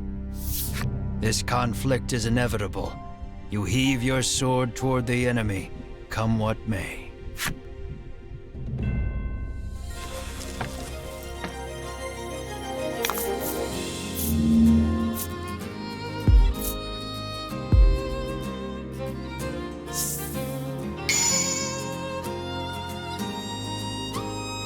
You can do this.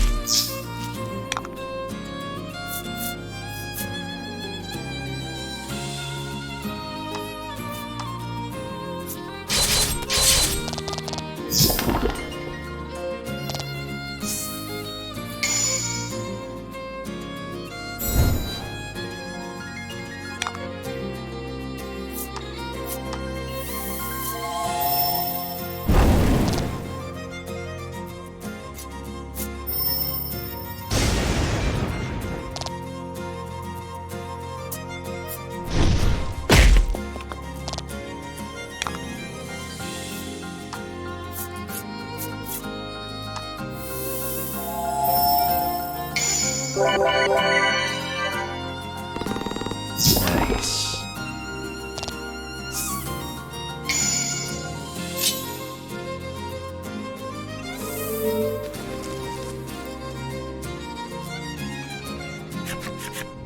Vince falls, his face covered in blood. Why would you give your life to protect the dragon? Melanie asks sharply.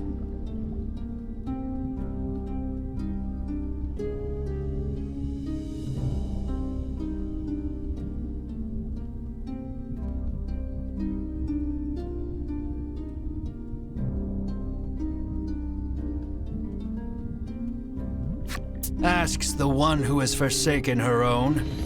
What would you know of loyalty? Vince roars, consumed with rage. He begins chanting, no doubt preparing to cast a spell. No, that spell is forbidden, Melanie shrieks. It's too late. A stupendously powerful magic swirls out of the ether, enveloping them both. Vince turns to face you once more, his aura unlike anything you've felt before.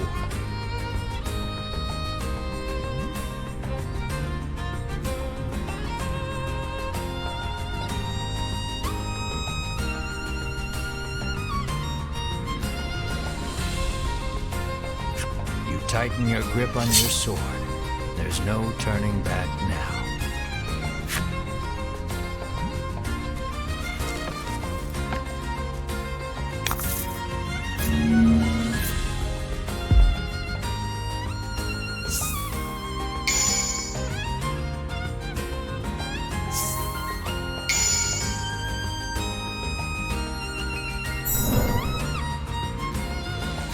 Vince adopts a sweeping stance between you and the dragon.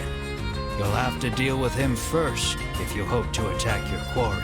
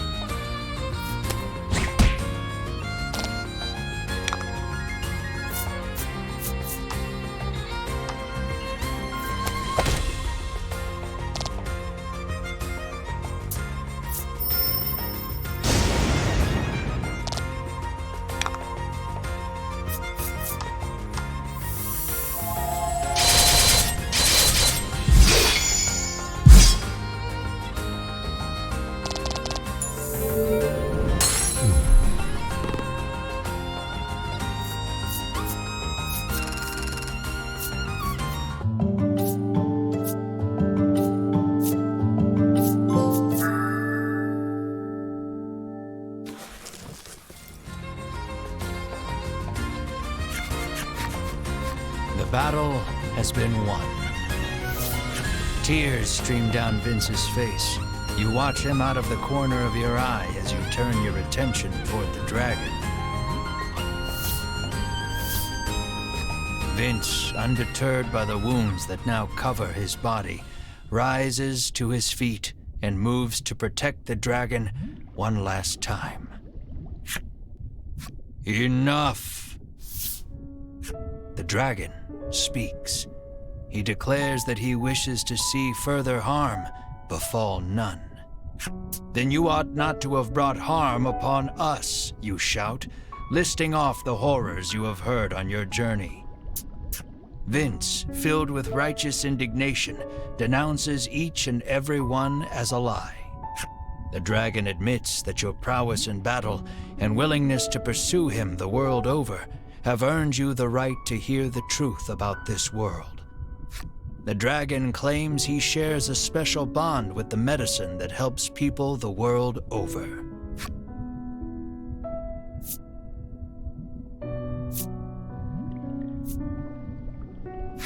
All those who succeeded in capturing the dragon in the past forced him to live a nightmarish existence on this island. They would stab him with several hundred spears. They would slice his scales off with their swords. Every day a fresh horror would visit him in the heart of the island, and every day he would cry out in pain. They then gathered up the dragon tear he shed and used it to produce their medicine.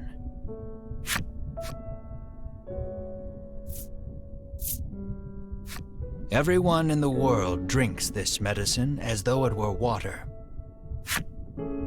Taking this medicine heals all wounds and cures all ills. It is a crutch that humanity can no longer live without. The primary ingredient in this medicine is dragon tear. You cast your mind back over your travels, over all the people who sought the medicine and were saved by it. The mere thought that so much good was born of the dragon's torture makes your mind reel. You feel unmoored. No one moves, or so much as makes a sound. His words weigh on each and every one of you. The dragon claims he has grown weary of suffering for the benefit of humankind.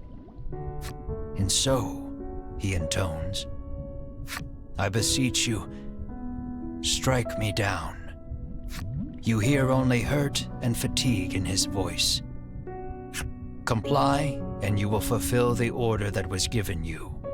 The riches you have coveted for so long shall be yours. But know that if you do, the medicine upon which people have come to rely shall cease to exist, threatening the very foundation upon which humanity was built.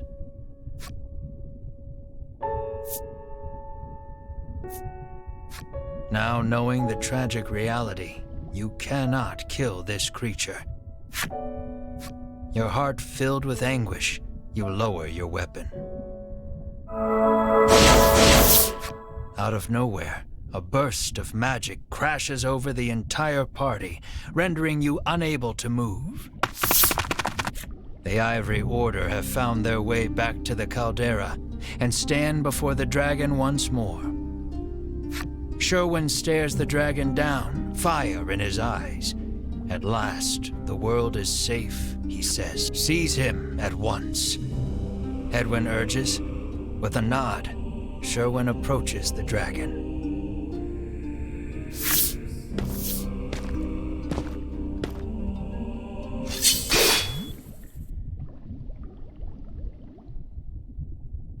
In one motion, Sherwin unsheathes his sword and cleaves the dragon in two.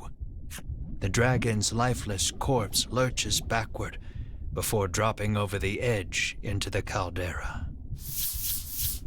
What have you done? The others ask quietly, unable to comprehend Sherwin's actions. The earth shakes. The dragon's body seems to have energized the lava enough to spur an eruption. All that remains is to destroy that place, he hisses, and storms off with purpose. The remaining members of the Ivory Order are still in shock, but Hedwyn orders them out, and they flee out of sight. The volcano is about to erupt, and will surely take you with it. Melanie suggests the party take Vince as well, but he insists he remain here. He speaks his final request, his voice already fading. Dragon Tear is more powerful than you can imagine, he says, his voice weak and raspy. It could end this world. You mustn't let them use it. Stop them at all costs. Use the forbidden magic if you have to, Melanie. Vince's final pronouncement echoing in your head, you race to catch up to the Ivory Order. The eruption is imminent. The earlier tremors collapsed the passage you took to reach the caldera.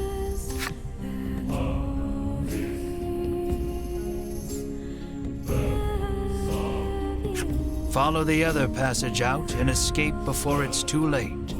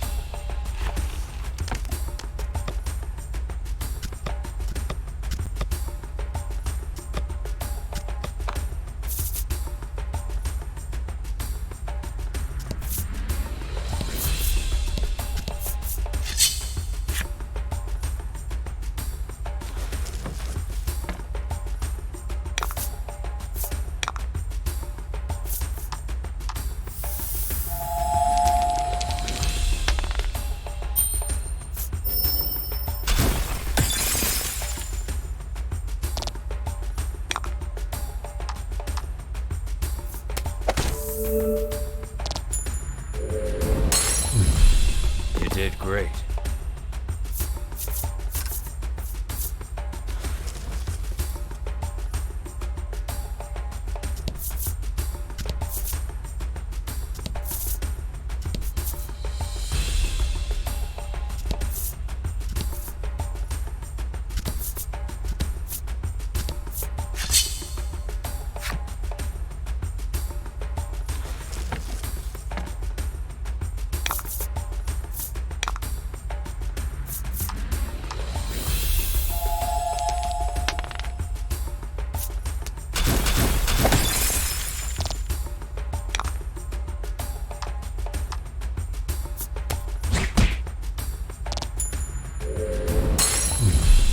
You did great.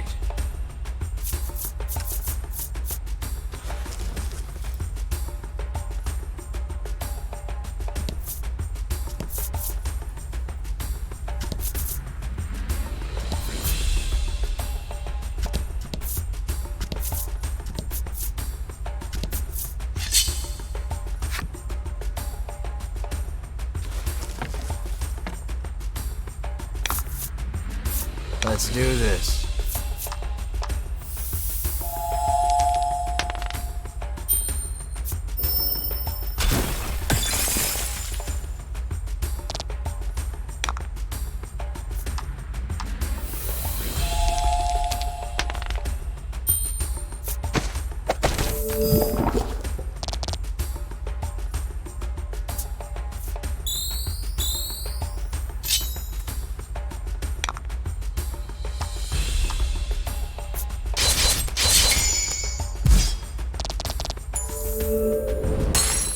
That was lucky.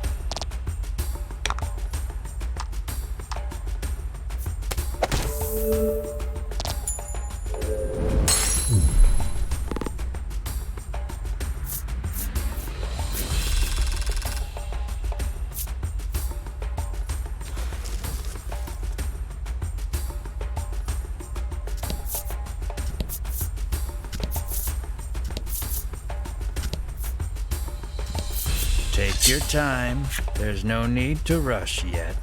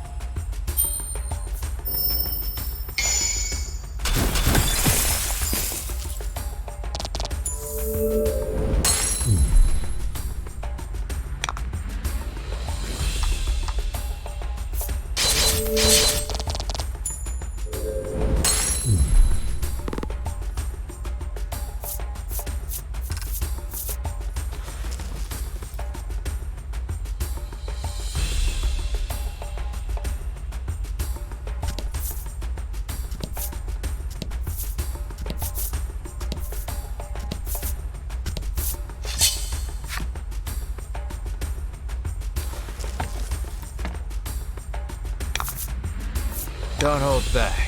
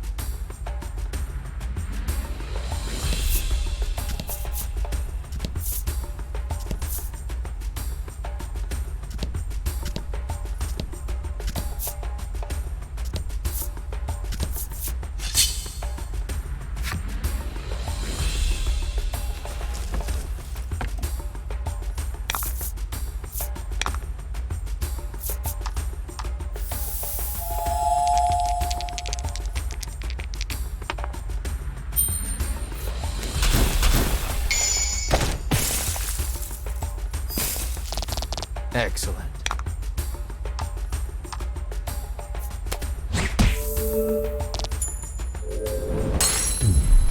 Congrats.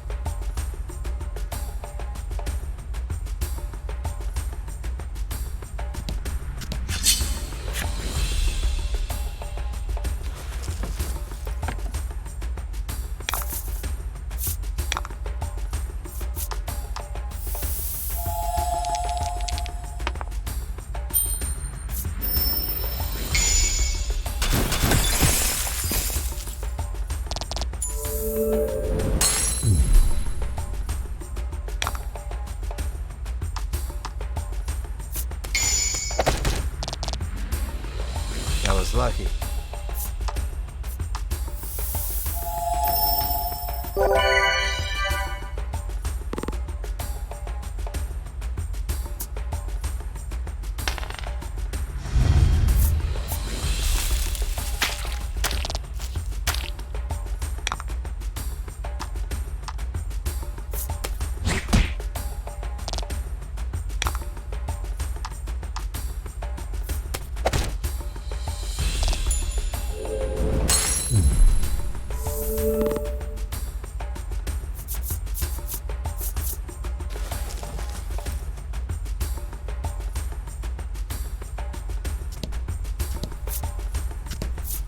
You might want to pick up the pace about now.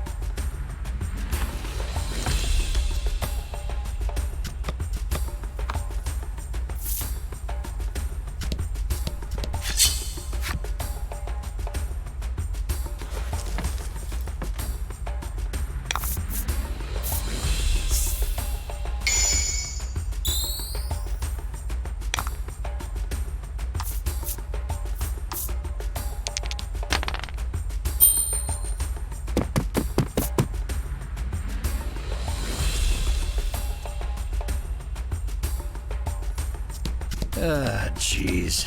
You're screwed.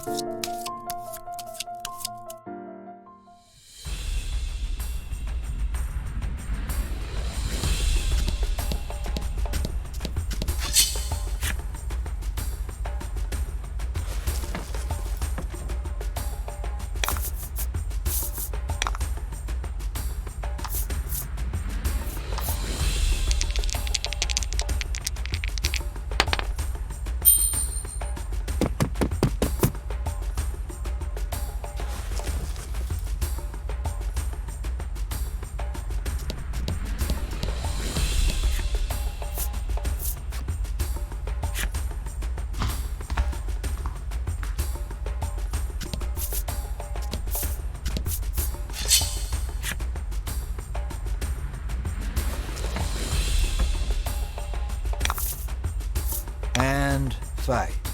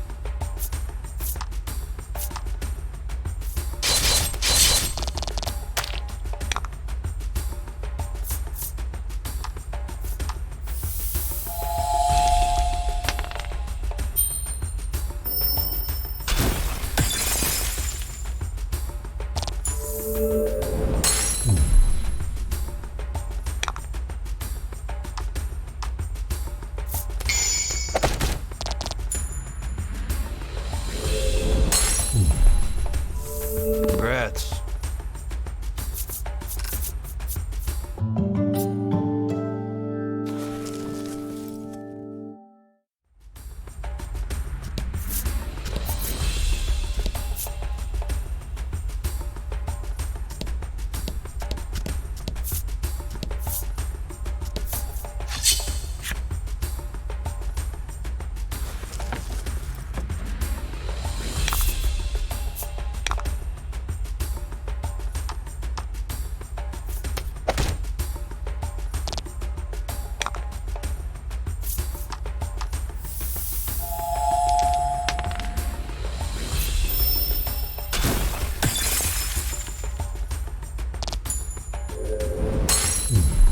Congrats.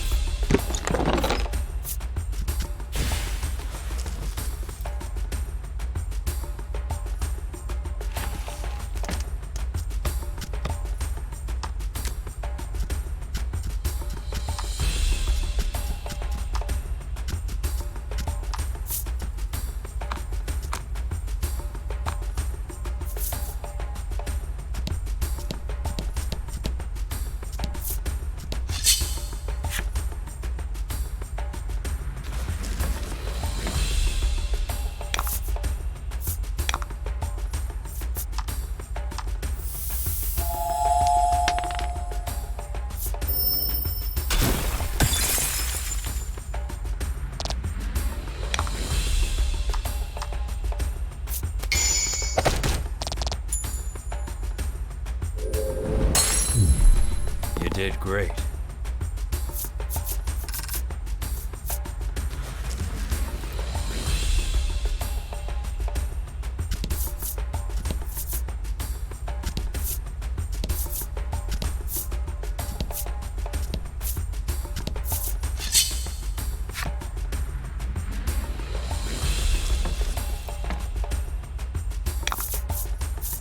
About the enemy.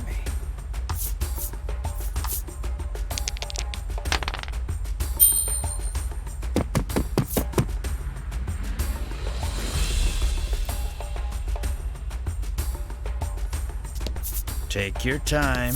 There's no need to rush yet.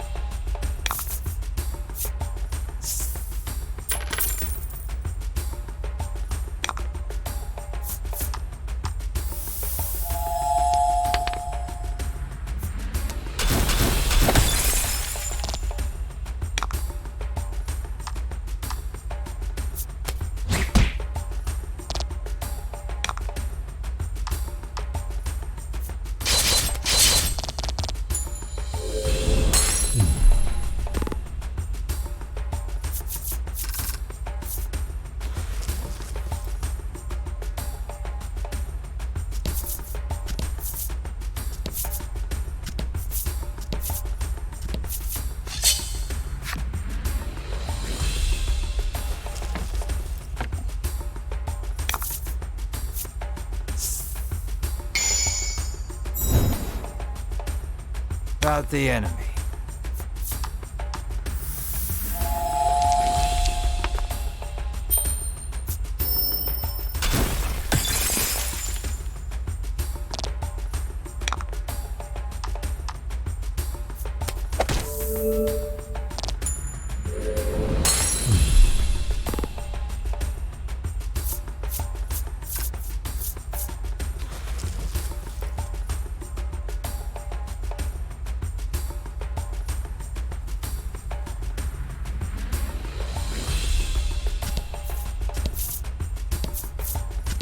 You might want to pick up the pace about now.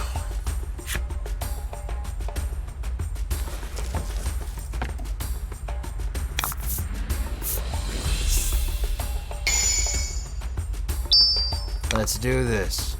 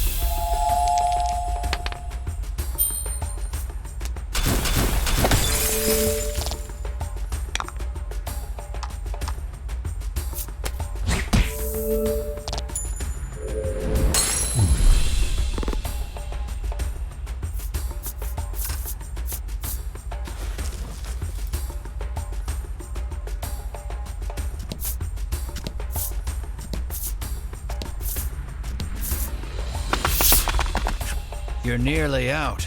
The relief of knowing you may yet outrun the encroaching lava is immense. And short-lived, as monsters burst forth from the lava, blocking your escape.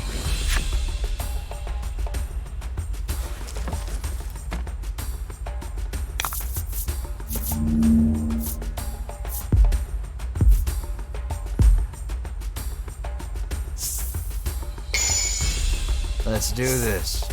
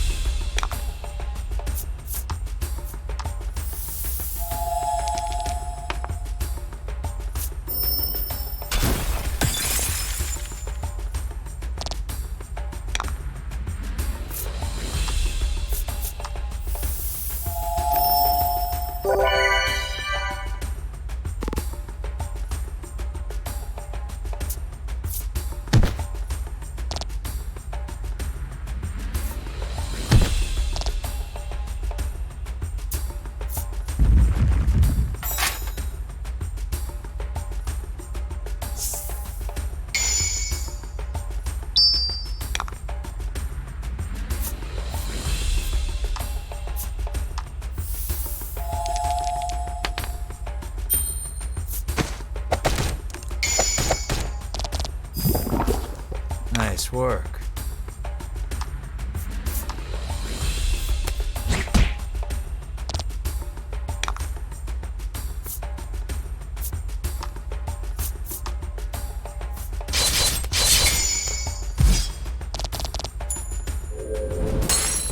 Oh?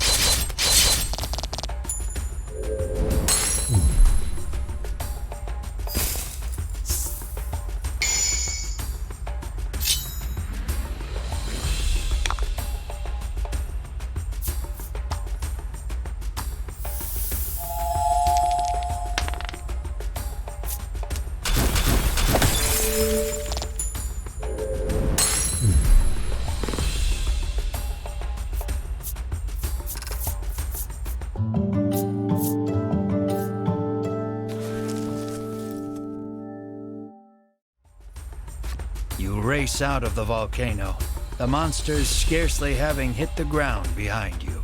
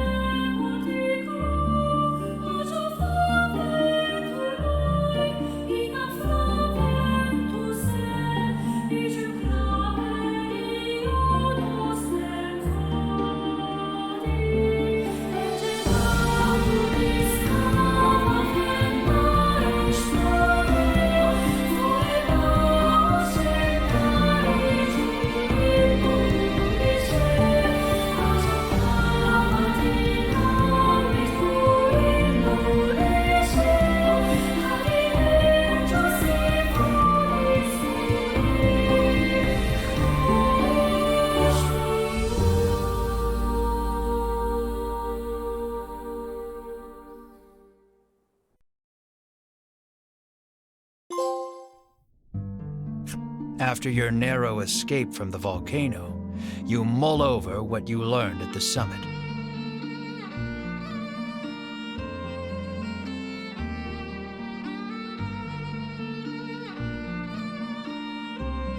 The truth about the dragon and the medicine, what the Ivory Order and Sherwin are actually after, and Vince's dying warning about Dragon Tear destroying the world. You decide to return to the village of the sick to try and make sense of everything.